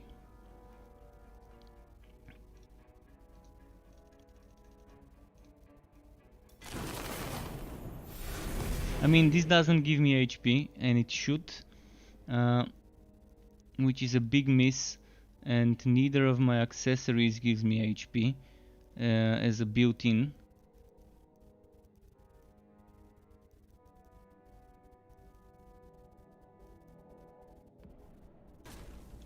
Oh, does my helmet not? No, the helmet actually gives me 19,000, so it's not the helmet.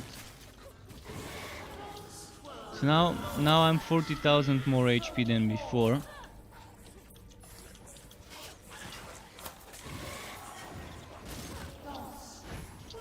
And the thing is, the bleeding is based on a percent, as I'm still taking I'm actually bleeding for more now than before because I increased my HP.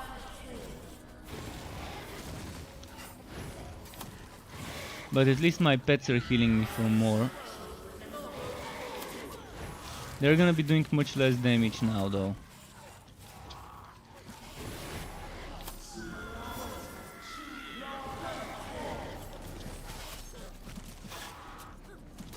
It seems to be a bit better.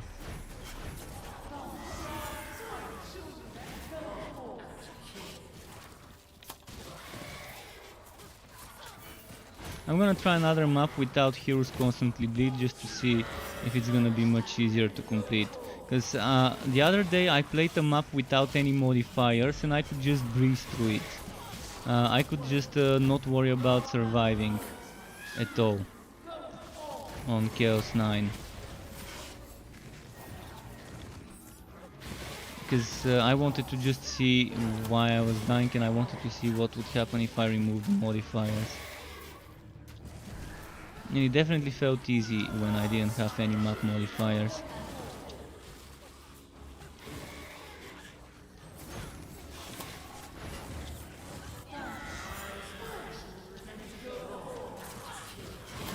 Lazy Mancer in Diablo 3. Diablo 3's Lazy Mancer. Yeah, I'm loving some of the builds that could be played in Diablo 3, especially with the Witch Doctor. There were some very fun builds when I played it.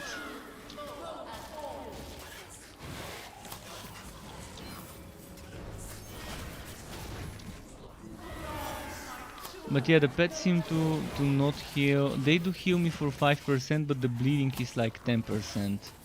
And the pets, even though I have like 10 plus pets, like 11, 12 pets at a time sometimes, and each of them is kind of supposed to heal me,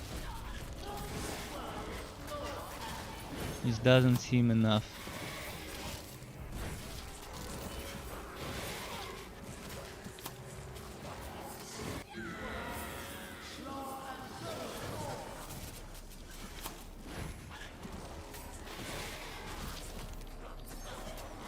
Alright, getting close to the boss fight.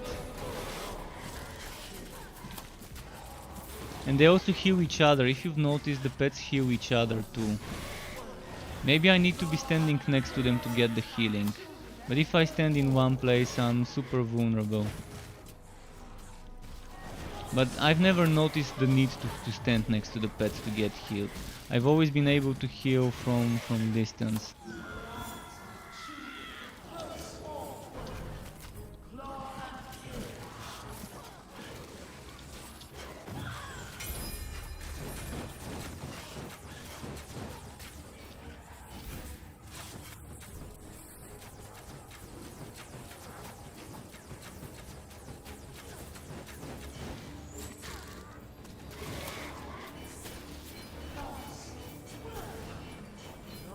Okay.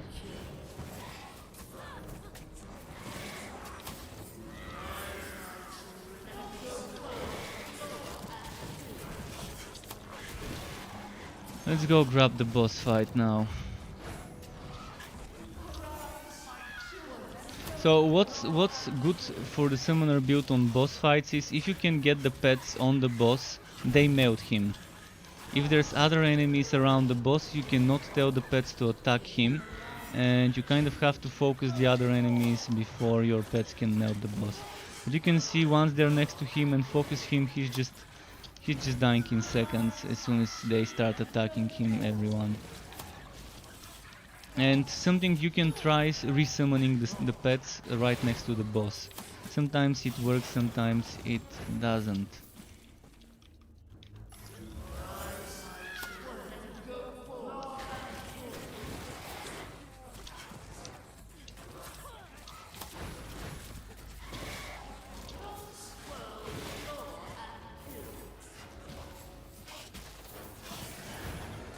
Eternal Queen Tassets, that's actually nice.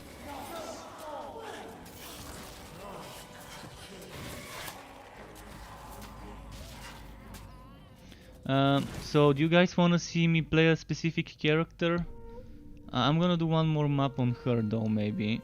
but we're gonna have time afterwards to maybe do something, 1 or 2 maps on another character.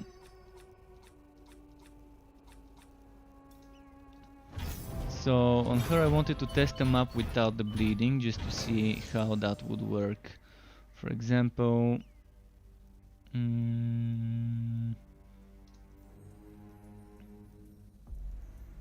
enemy health.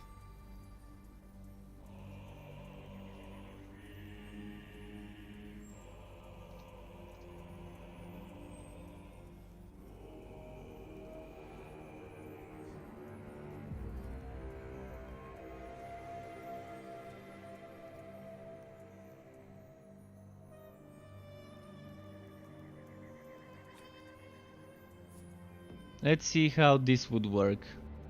So I don't have something like constant bleeding. Yeah, there's gonna be corruption marks, but as long as I keep moving, it should be fine.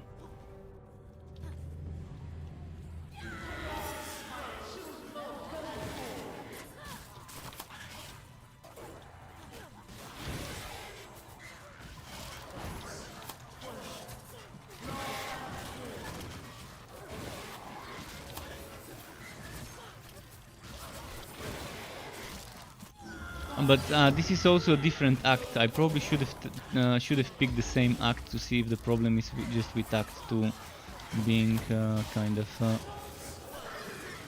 too much for her.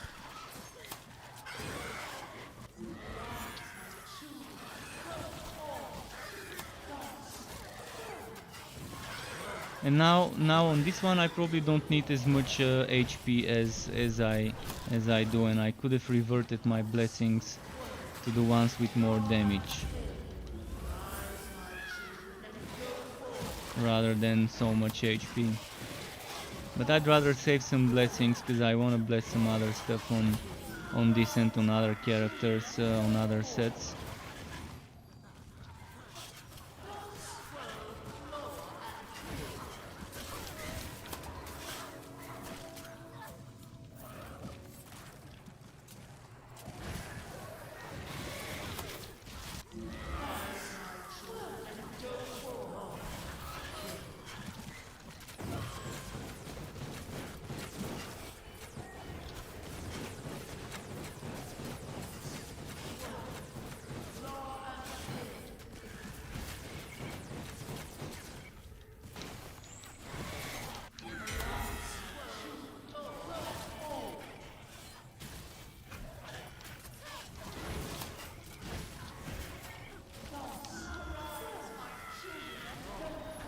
Okay. That was a very quick first chest unlocked.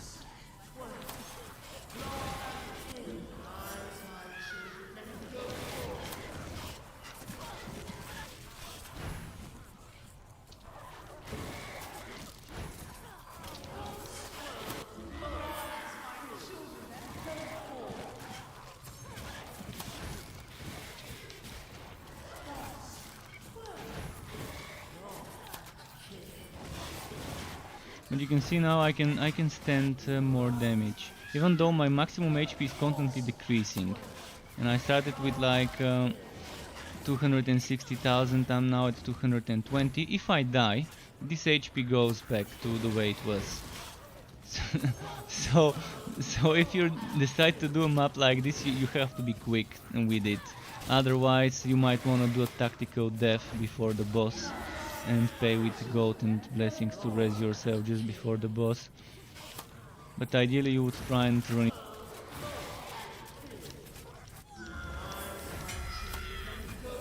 Okay, we've got 2 keys. As soon as we have 3 keys we can rush the boss.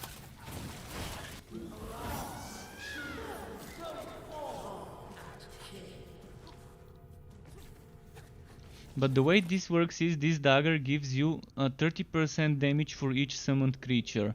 And from this one you have 4 creatures, from this one you have 1 creature, from this one you have 3, which makes it what, 8. Then from the bow you have 2 more, which is 10.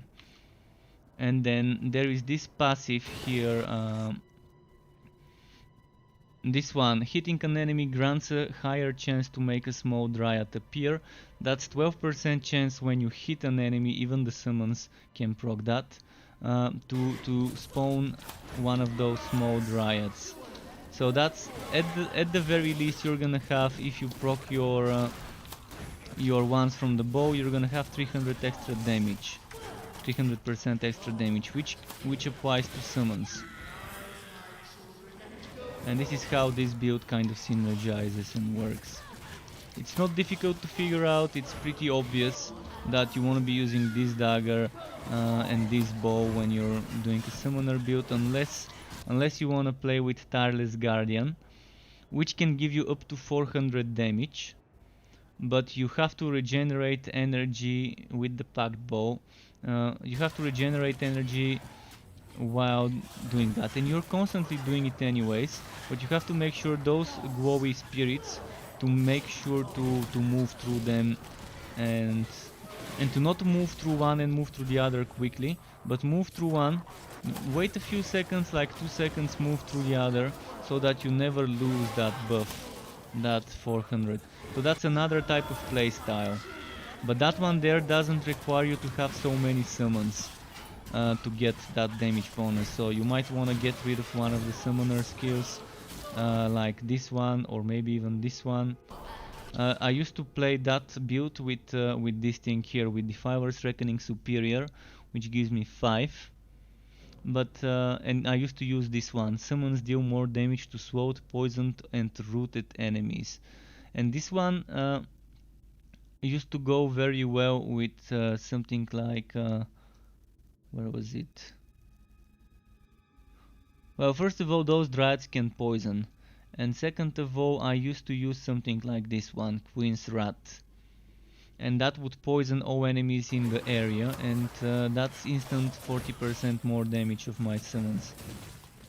And I can also slow or poison with things like this. This one can not only poison but also slow enemies. This one also can poison.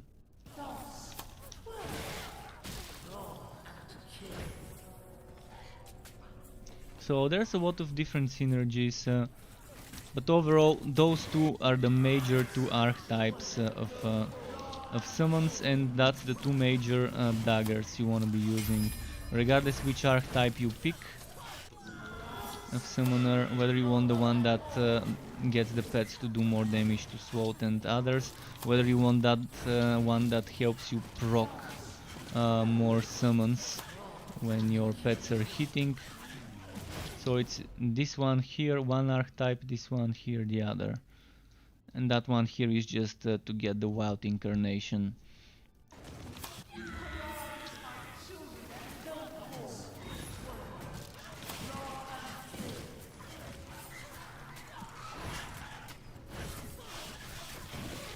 So my only job right now is to keep using skills with cooldown.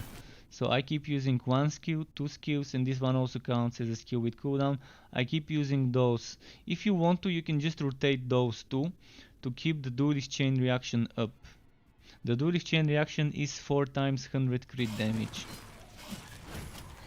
And this is the only thing that's my job, to keep resummoning the pets when needed and to keep going through those dryads to summon more pets, to those spirits, and then to be spamming those two things.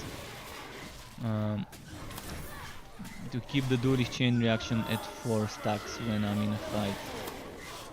Apart from that, it is kind of a lazy summoner build when you don't have that bleeding taking you out. See, on this map it was much easier than on the other one. And even though I started with 260,000 HP and now I'm at 170,000 HP, I am doing more than okay. Alright, let's go loot the chest, because it's about time. And Sean, I can help you with this game. I can give you items. I can give you items for this game. I can help you. I can give you gear. Hit me up. Although tomorrow I'm gonna be busy making a build video. So in the evening, maybe in the evening, once I'm done with the build video, we can do some playing.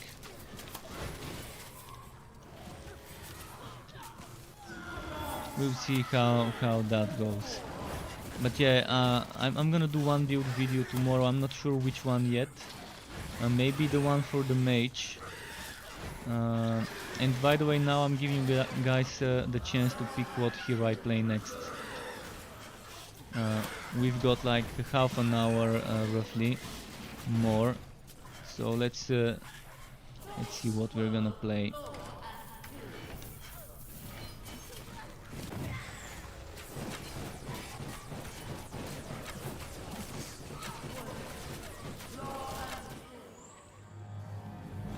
Well, I wanted to use that for some fragments. Couldn't get much. Still got some fragments. Okay, enough. I'm not gonna waste my money reviving. I've already finished the map. I'm not gonna waste the money reviving. Shouldn't have stood in one place for this long. Now, what we're doing is we're getting rid of the junk items.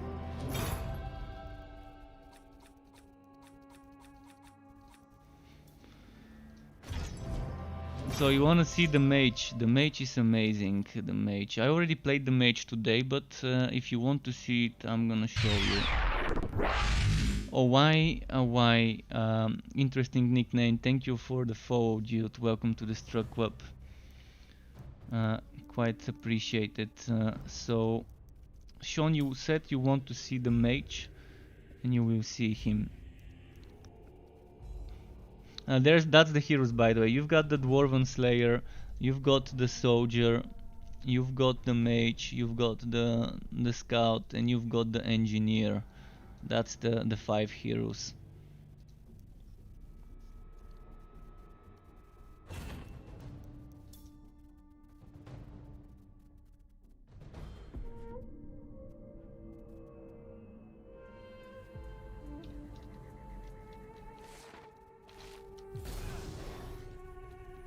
With the mage, there's 4 different sets, 4 different builds for based on those sets. I'm gonna show you that one. That's probably the one I'm gonna be uploading as a build video tomorrow. I still need 2 items. I need a new Dragon Tamer Bracer with flat damage, HP and very good counter-attack damage, and I need boots with flat, I mean not flat, but with counter-attack damage, HP and armor. Because this one only gives me 700 counter-attack damage, and I can get up to like 1500 or something with the new values. So I need those two, but I can probably upload this build tomorrow. It's a build that uses counter spell, which is damage is increased based on counter-attack damage, and we are getting counter-attack damage from here. And this one is just one extra point we had spare. I didn't find any better thing to use it on. And we're using this one for damage reduction finally. Finally a build where I can actually use this. And here we're not using that one. And it's much stronger than before the patch. Before the patch I tried this on the same set. I tried to set up with the counter attack and it just didn't work as well. But now you can see what I'm gonna do is I'm gonna show you my damage. 123,000. I was at 107,000 or 109,000 before blessing my items for counter attack. And there's one thing I'm gonna quickly do. I'm gonna bless those 2 things for counter attack. Actually just one of them that needs a blessing now. This one. And now you're gonna see we probably didn't get that much. We didn't get that much. In fact, we lost 2,000. We lost 2,000. Maybe we overdid it with the counter attack. Maybe we need some base damage. Let's try and return it.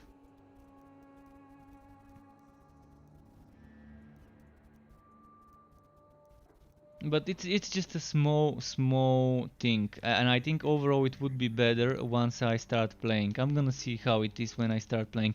But that's 2,000, you're not gonna notice it.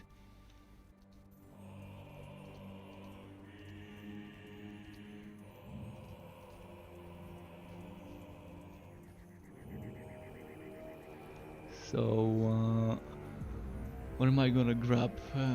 Let's grab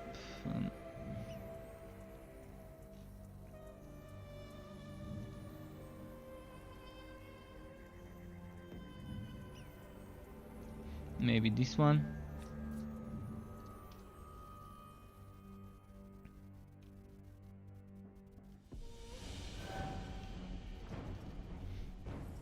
So probably 4 pieces of equipment with counterattack damage is the limit. I always experiment to see what is the perfect combo, whether I want more pieces of counterattack blessed items, whether I want less pieces of counterattack blessed items. This is Chaos 9, yeah, okay.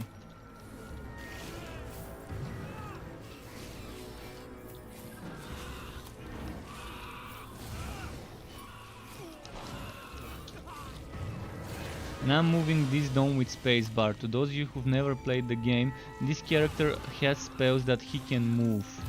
That's his archetype ability. Every class has an archetype ability. The other elf, the wood elf that I just played, can dodge roll. The dwarf has chains, or not chains, but something like... well, it does actually look like chains. It is some sort of chains that he uses and pulls himself toward them to move around the map. The soldier can do a shield bash or whatever, something like to the nearby enemies, and the engineer can do like a jet stream, like a hot jet stream to release heat. That does some damage over time and stuff like that. And who else am I forgetting? I don't think I'm forgetting anyone. I think we went through all of them.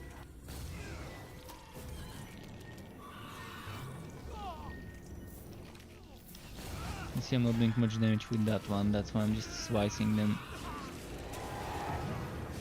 And this setup can get so much survivability if you're standing in one place. This is where this shines, standing in one place. It's not as tanky as Ult 1. Ult 1 is another set on the mage, which is better for party play. This is better for solo. Although some people might prefer Ult 1 for solo, because they might want to be more face tanky.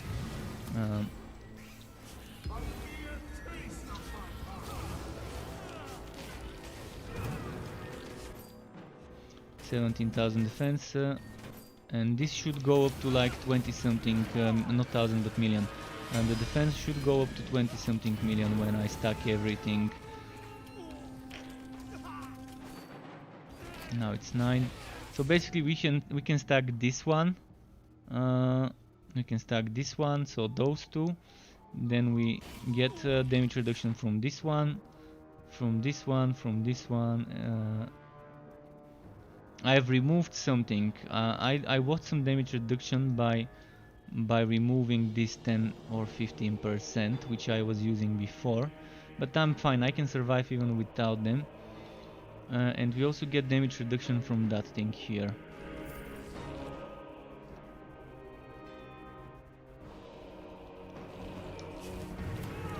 Okay. They keep resurrecting, so I'm just gonna keep moving.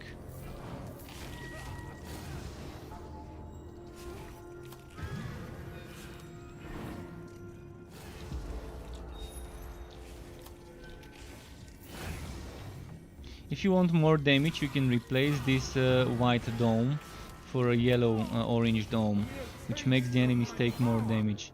This one gives you damage reduction and cooldown reduction. The other one would make them take more damage and still give you movement speed, like I'm gonna show you. So this is damage reduction, movement speed, cooldown. This is making the enemies take more damage, movement speed for you, and cooldown.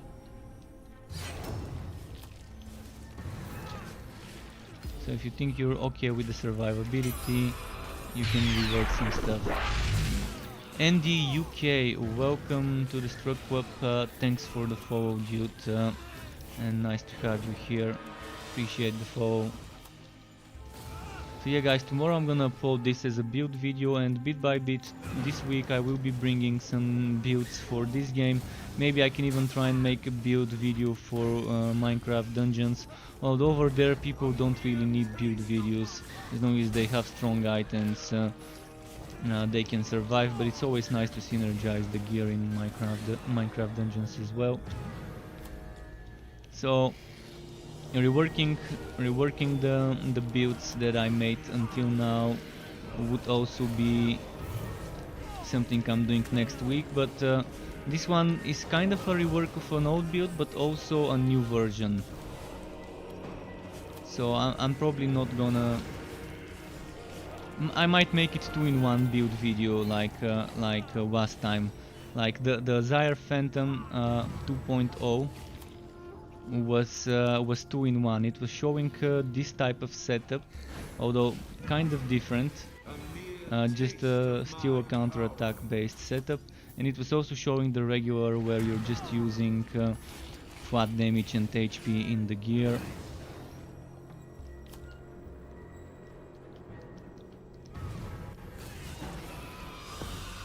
And there's many ways to play it. You can try and play it with fire and with the Phoenix Herald and with the Soul Fire, but that's not very good unless you have up to 10 enemies burning next to you. And on bosses, Robagit, thank you for the follow too. So with the Soul Fire, I have a reason why I don't like the Soul Fire, because you have to have 10 enemies near you burning to get the most out of that, and it just doesn't feel right. It doesn't feel right having 10 enemies burning all the time. Sometimes it's gonna be just you and an elite, or just you and a boss. This is the thing I'm talking about, Soul Fire.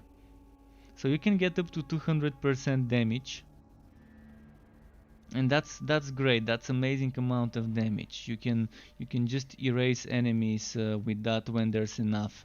So on Chaos 10 maybe it might be better, because on Chaos 10 you're not gonna be killing the enemies that quick.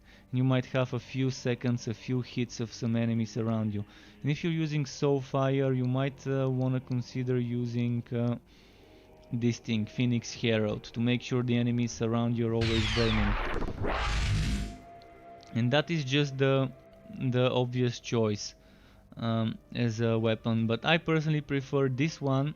First of all, it gives me a heroic skill that costs 0 points and does a lot of damage and gives me damage reduction, it's like my basic damage.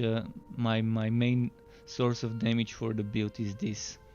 You can still use a basic you can remove this and use any other weapon and just use the basic Phantom Blade, or maybe find some points. I've got 4 points, so I can probably use this one and still do damage. And this is gonna be fire damage, and it's gonna be burning the enemies, and it's gonna work well with the build that uses Soul Fire and Phoenix Herald. But it's up to personal choice, I guess. I personally really love Blade of Zyre. It's just amazing, the amount of damage you do with it. And this is, mind you, not a glass cannon setup. You can make it a very glass cannon if you want, and do like 50-60 million damage, no problem. For example, first of all, I'm not using legendary punishment. I could, if I want to, I could start using legendary punishment. But right now I need a few more levels, because I like having endurance, crushing and reinforcement. This is 60-80% damage reduction, and I still have 50% damage. But if I'm using punishment, I'm probably gonna be doing easier content. Eventually I'm gonna have enough points to invest into this. Like, I wouldn't mind having like 30% here, 30% here, 30% here, and then trying to get this one. Like, so let's see, how many points would I need?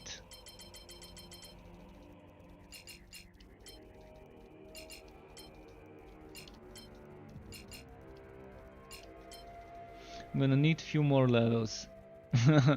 I'm gonna need few more levels. Let's say I need 9 more levels here, And then for this one, if I want it to be at 30%,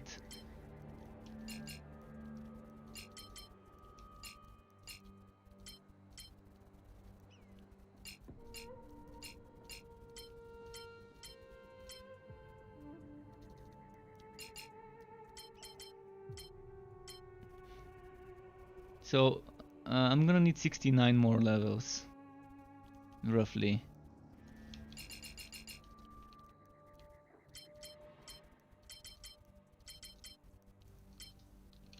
$69 more levels, and then I can use all of those at 30% chance and max power. And that's gonna be pretty nice to test. But it takes a while, and right now I'm pretty happy with the results. So the other builds, you might want to try Morvo, the Impetuous build, which could work with the exact same setup of skills, but the way I play Morvo is I play it with damage over time.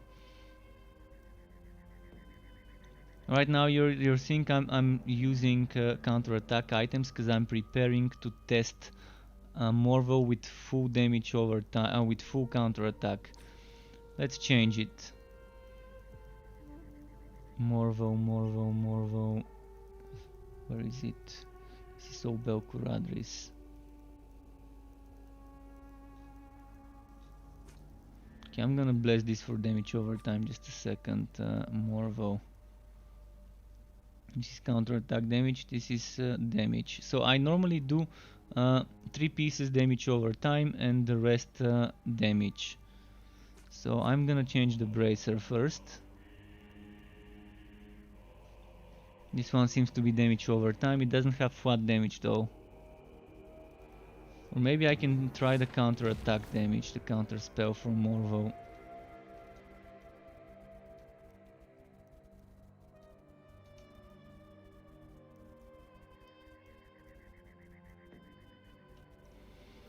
Cooldown reduction is pretty good for Morvo, by the way. You really want good cooldown reduction on it.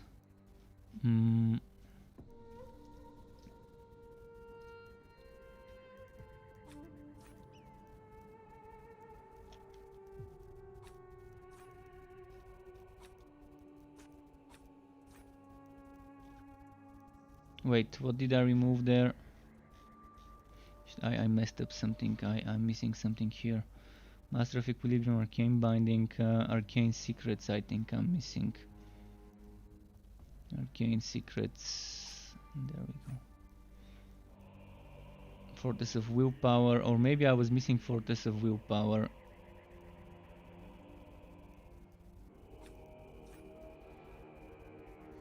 Yes, Fortress of Willpower is what I was missing.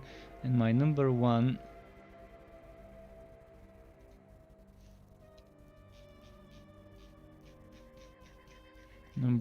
was this one. Shit, 1 point. 1 point, 1 point.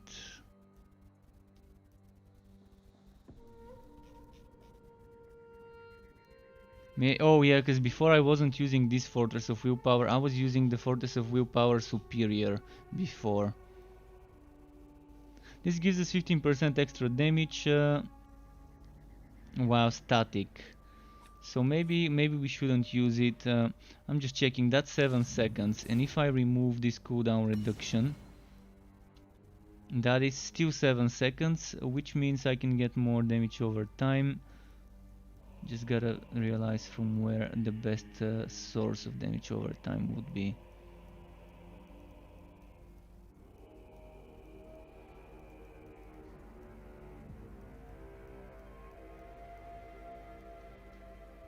This is damage over time, but I think there was 5 here.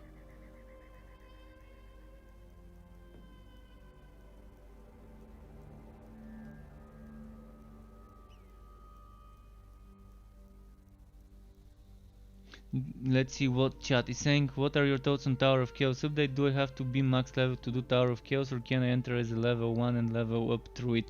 Well, I've never tested on a low level character. Let me check it for you. Let me check it. I'm gonna quickly tell you whether you can.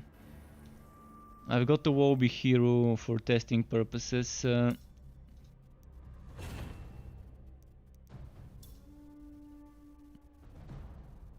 I'm assuming you shouldn't have to level up, because I've seen screenshots of WoW level players. I've seen screenshots of WoW level players doing it.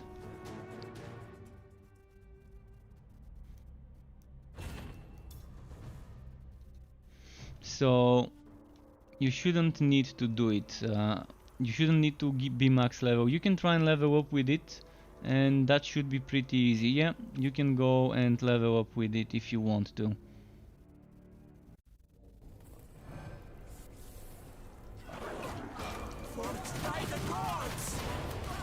Okay, we confirmed you can enter. Yeah, more sets would require a lot of development because they have to make models, and then those models uh, might take some time. Whereas new weapons might provide some build variety, new weapons and offhands, because for a set you have to make models for 5 items. Whereas for a weapon it's just one model. For a hammer or offhand, whatever you're using, it's just one model as well. So maybe they could focus on adding some more weapons and offhands that give us access to more heroic skills. I think every advanced skill needs a heroic version. 1, 2, 3, 4, 5, 6, 7, 8, 9. Every hero has like 9 of those. So we already have weapons that give us heroic skills, like the Blade of Azire. Blade of Azire gives us this heroic skill, which is nice. And then other heroes have such items as well that could give them like a heroic skill. Like for example, Conrad has a thing that gives him a heroic passive from a shield, which is pretty nice. I'm just thinking here.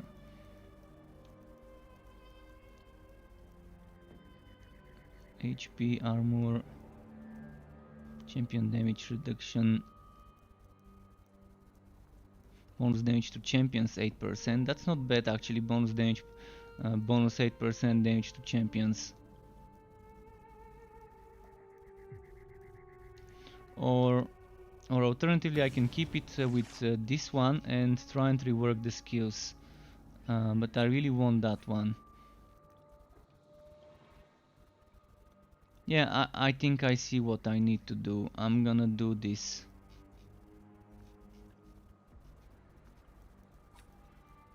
And then we're getting 15% damage when standing static.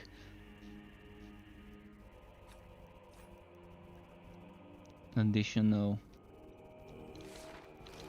And now blessing an item.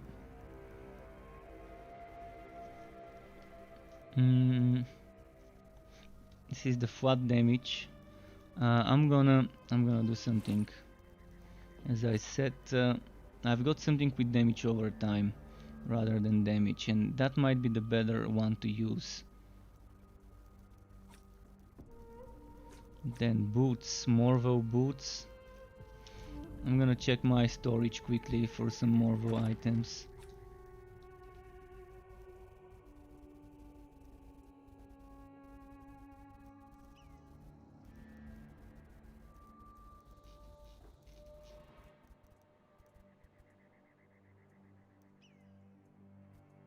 So if I don't need the counterattack damage, I'm gonna need something with good cooldown reduction and good HP. So maybe that one.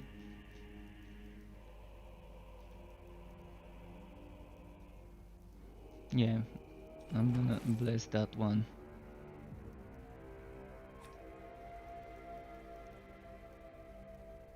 Then boots.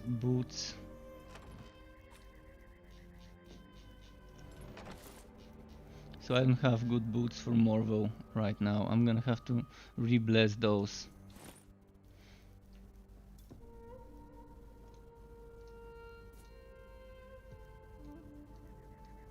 That's how I played. I'm gonna be playing counterattack damage eventually on this set because I wanna test it. I'm all about testing the counterattack now that I saw how much more useful it can be. So that's one item, and then that's gonna be another item. with damage over time. And I need a third one. 1, 2, 3 of those with damage over time, and this one I'm gonna make flat damage maybe. Or let's make it damage over time as well. And I'm gonna keep this one as flat damage for now. And we've got the others as flat damage as well. And we're going.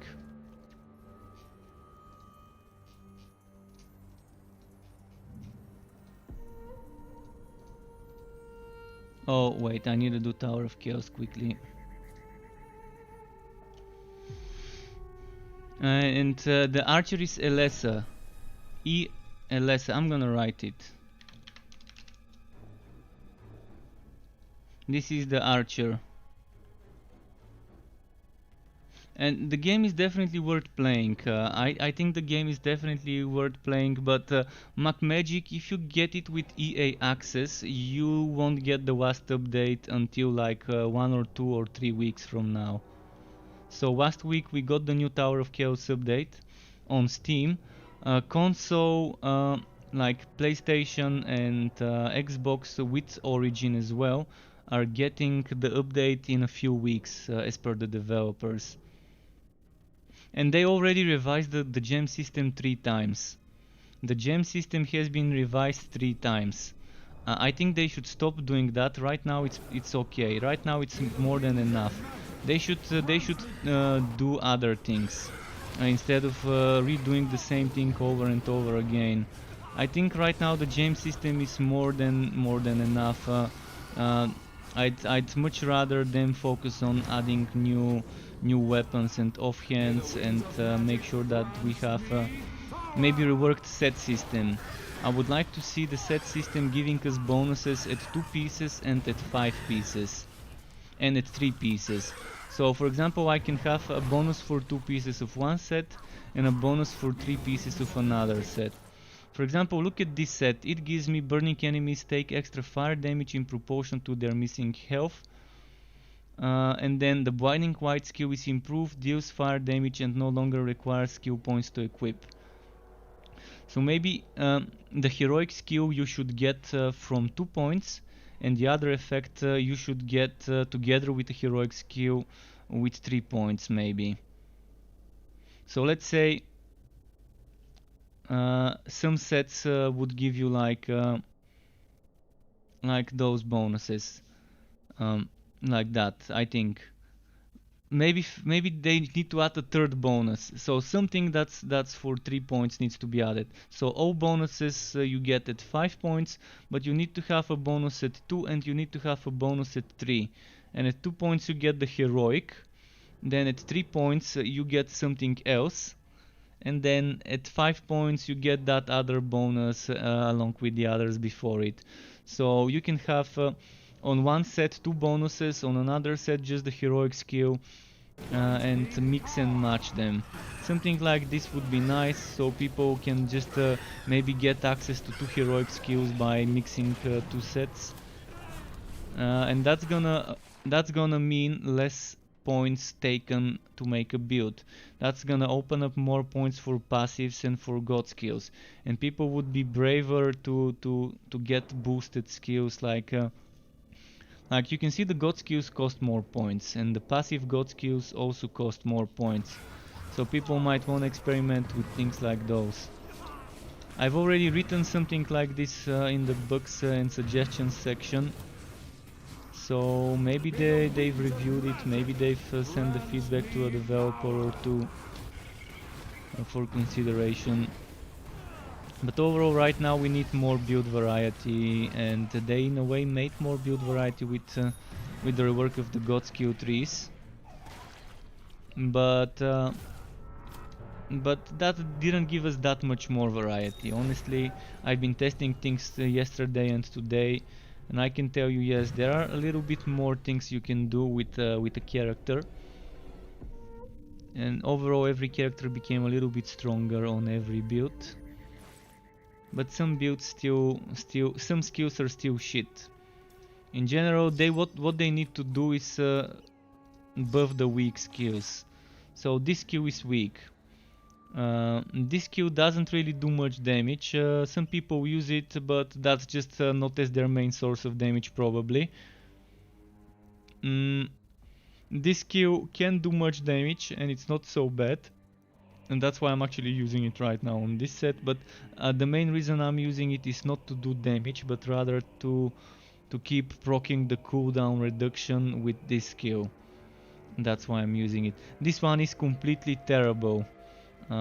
This one is fine on some builds, but it's not gonna be your main source of damage, but it's nice for little extra damage. This one, I think they need to make sure that it's not limited to only one placed on the ground, but just to be able to place 2, 3, maybe 5 of those on the ground, then it's gonna be worth it. This one can be very strong, and I would be experimenting with some builds. I used to play a build where I'm gonna show you what I mean. Oh, I can't show you, I need the mastered one. But with the mastered one, basically you use it and then you can move it. And if you move it next to you, it attaches to you. And if you teleport into the middle of enemies while it's still charging the explosion, you explode after a few seconds. So it was nice to do it like you attach it to yourself, you jump into the enemies and then boom, surprise explosion. So something like that would be fun to try again. I used to play it when the game launched. That was my main skill I used for damage. But then things changed heavily in regards to god skills and it was no longer that fun to use it.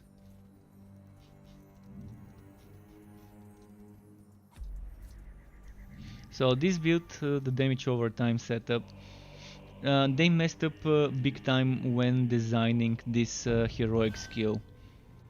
So basically this heroic skill deals shitloads of fire damage over time, but what it does, it pushes enemies away from the place where the damage is. So this really makes no sense, and you'd think developers, being people who deal with logic, would actually make the skill pull the enemies towards the circle rather than pushing them away from the circle. Because it's the logical thing to do for such a skill. You would want that skill to pull enemies towards itself. I would say increase the radius of the pull. Like for example, keep the damage area the same radius, but then add a second circle which pulls enemies into the small circle. And like, do you see this blue circle? This should be the area that pulls. Like, I'm gonna try and show you now. Now there's the blue circle coming in a moment. And now there's the orange, and the blue circle should be pulling enemies into the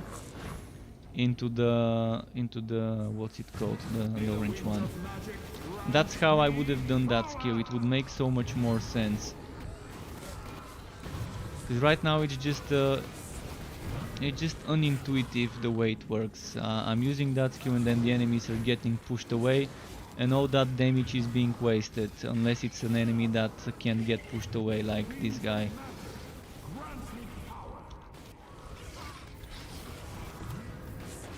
And there's a lot of damage you can do with this skill. You can do like 20 million damage per tick. With enough damage you can even get it to 30, 35, 40 million per tick. And if you need cooldown reduction, you are using this skill, and it has a chance to. You see how my cooldown is jumping, tuk tuk, when I'm channeling this energy cost skill. So when you're using cooldowns, you're generating energy. When you're using energy cost skills, you're reducing your cooldowns. This is the synergy of this build.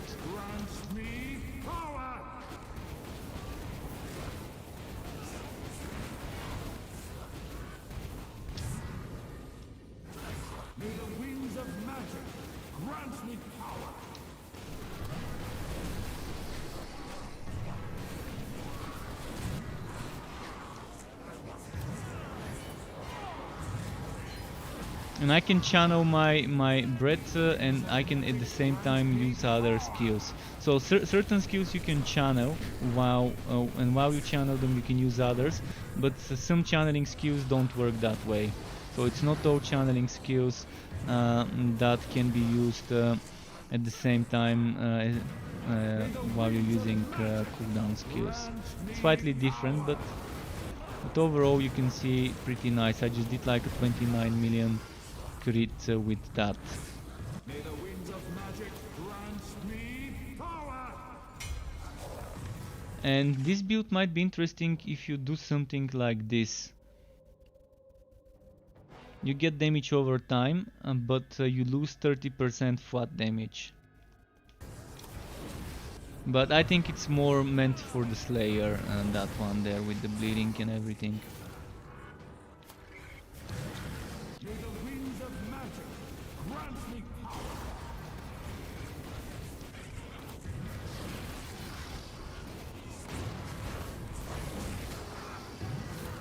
May the winds of magic grant me power! Just a second, my chat needs to be scrolled. We've been running Whirlwind Slayer build farming Chaos 8. Well, past Chaos 8 you're gonna be having a bad time with Whirlwind Slayer. Whirlwind Slayer is terrible. Its damage is 3 times less than Strike of the Anvil Slayer. And it's just not worth it for the higher. And first of all, it's terribly designed that Whirlwind doesn't benefit from movement speed. And there's 2 easy ways to solve Whirlwind Slayer. First, make Whirlwind benefit from movement speed. Second, make Whirlwind get bonus damage based on your movement speed, like in Diablo Barbarians with Whirlwind. People might be QQing saying yeah they copied Diablo, but it's not just Diablo, there's so many games that do it that way. So it's the more logical way of handling a skill like Whirlwind. Right now I move slower with Whirlwind than I move without it. So it's just terribly designed, and if they consider this change, many people would love it, and it's a super easy way to make the build viable for Chaos 9 and 10.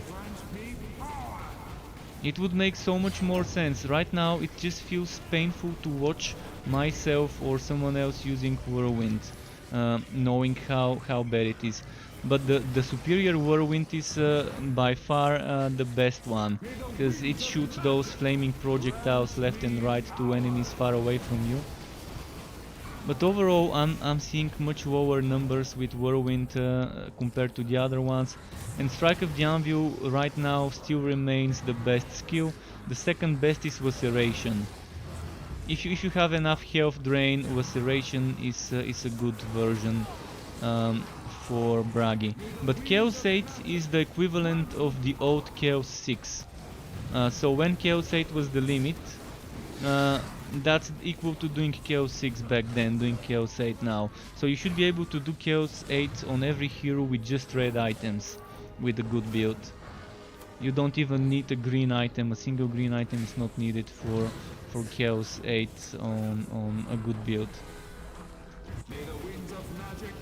But Chaos 8 is good. I mean, right now you can get so much wood quality on Chaos 8 with those upgraded relic hunts that most people won't even need to do Chaos 9 or 10, unless they just want to push the limit and see how far their build can go.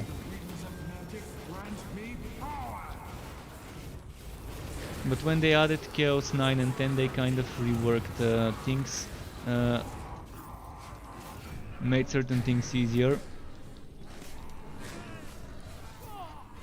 Yeah, Chaos 9 is a jump from Chaos 8, and Chaos 10 is a big jump from Chaos 9 in regards to how much damage reduction you need. And Bragi has problems with surviving if he's standing in one place. With Bragi you wanna be moving around all the time. It's nice to be standing still for a few seconds when you have what's the name of the skill? That invulnerability skill. I keep forgetting the name, but you know what I'm talking about. The god skill that gives you invulnerability for like 4 seconds or so. So while you have this one, it's fine, and you don't use energy while you have this skill, so it's nice even for things like the whirlwind build. But right now the whirlwind build is something I would not recommend, and I would not make a build video until I think it's viable enough for at least Chaos 9 for it. Do you see what's happening now with the boss? He gets melted from the damage over time. So this may not be strong on enemies because I pushed them away, but the boss got melted. The boss just got wrecked. And I'm not gonna go for a third key because it's a lot of backtracking, so I'm just gonna open 2 keys, 2 chests.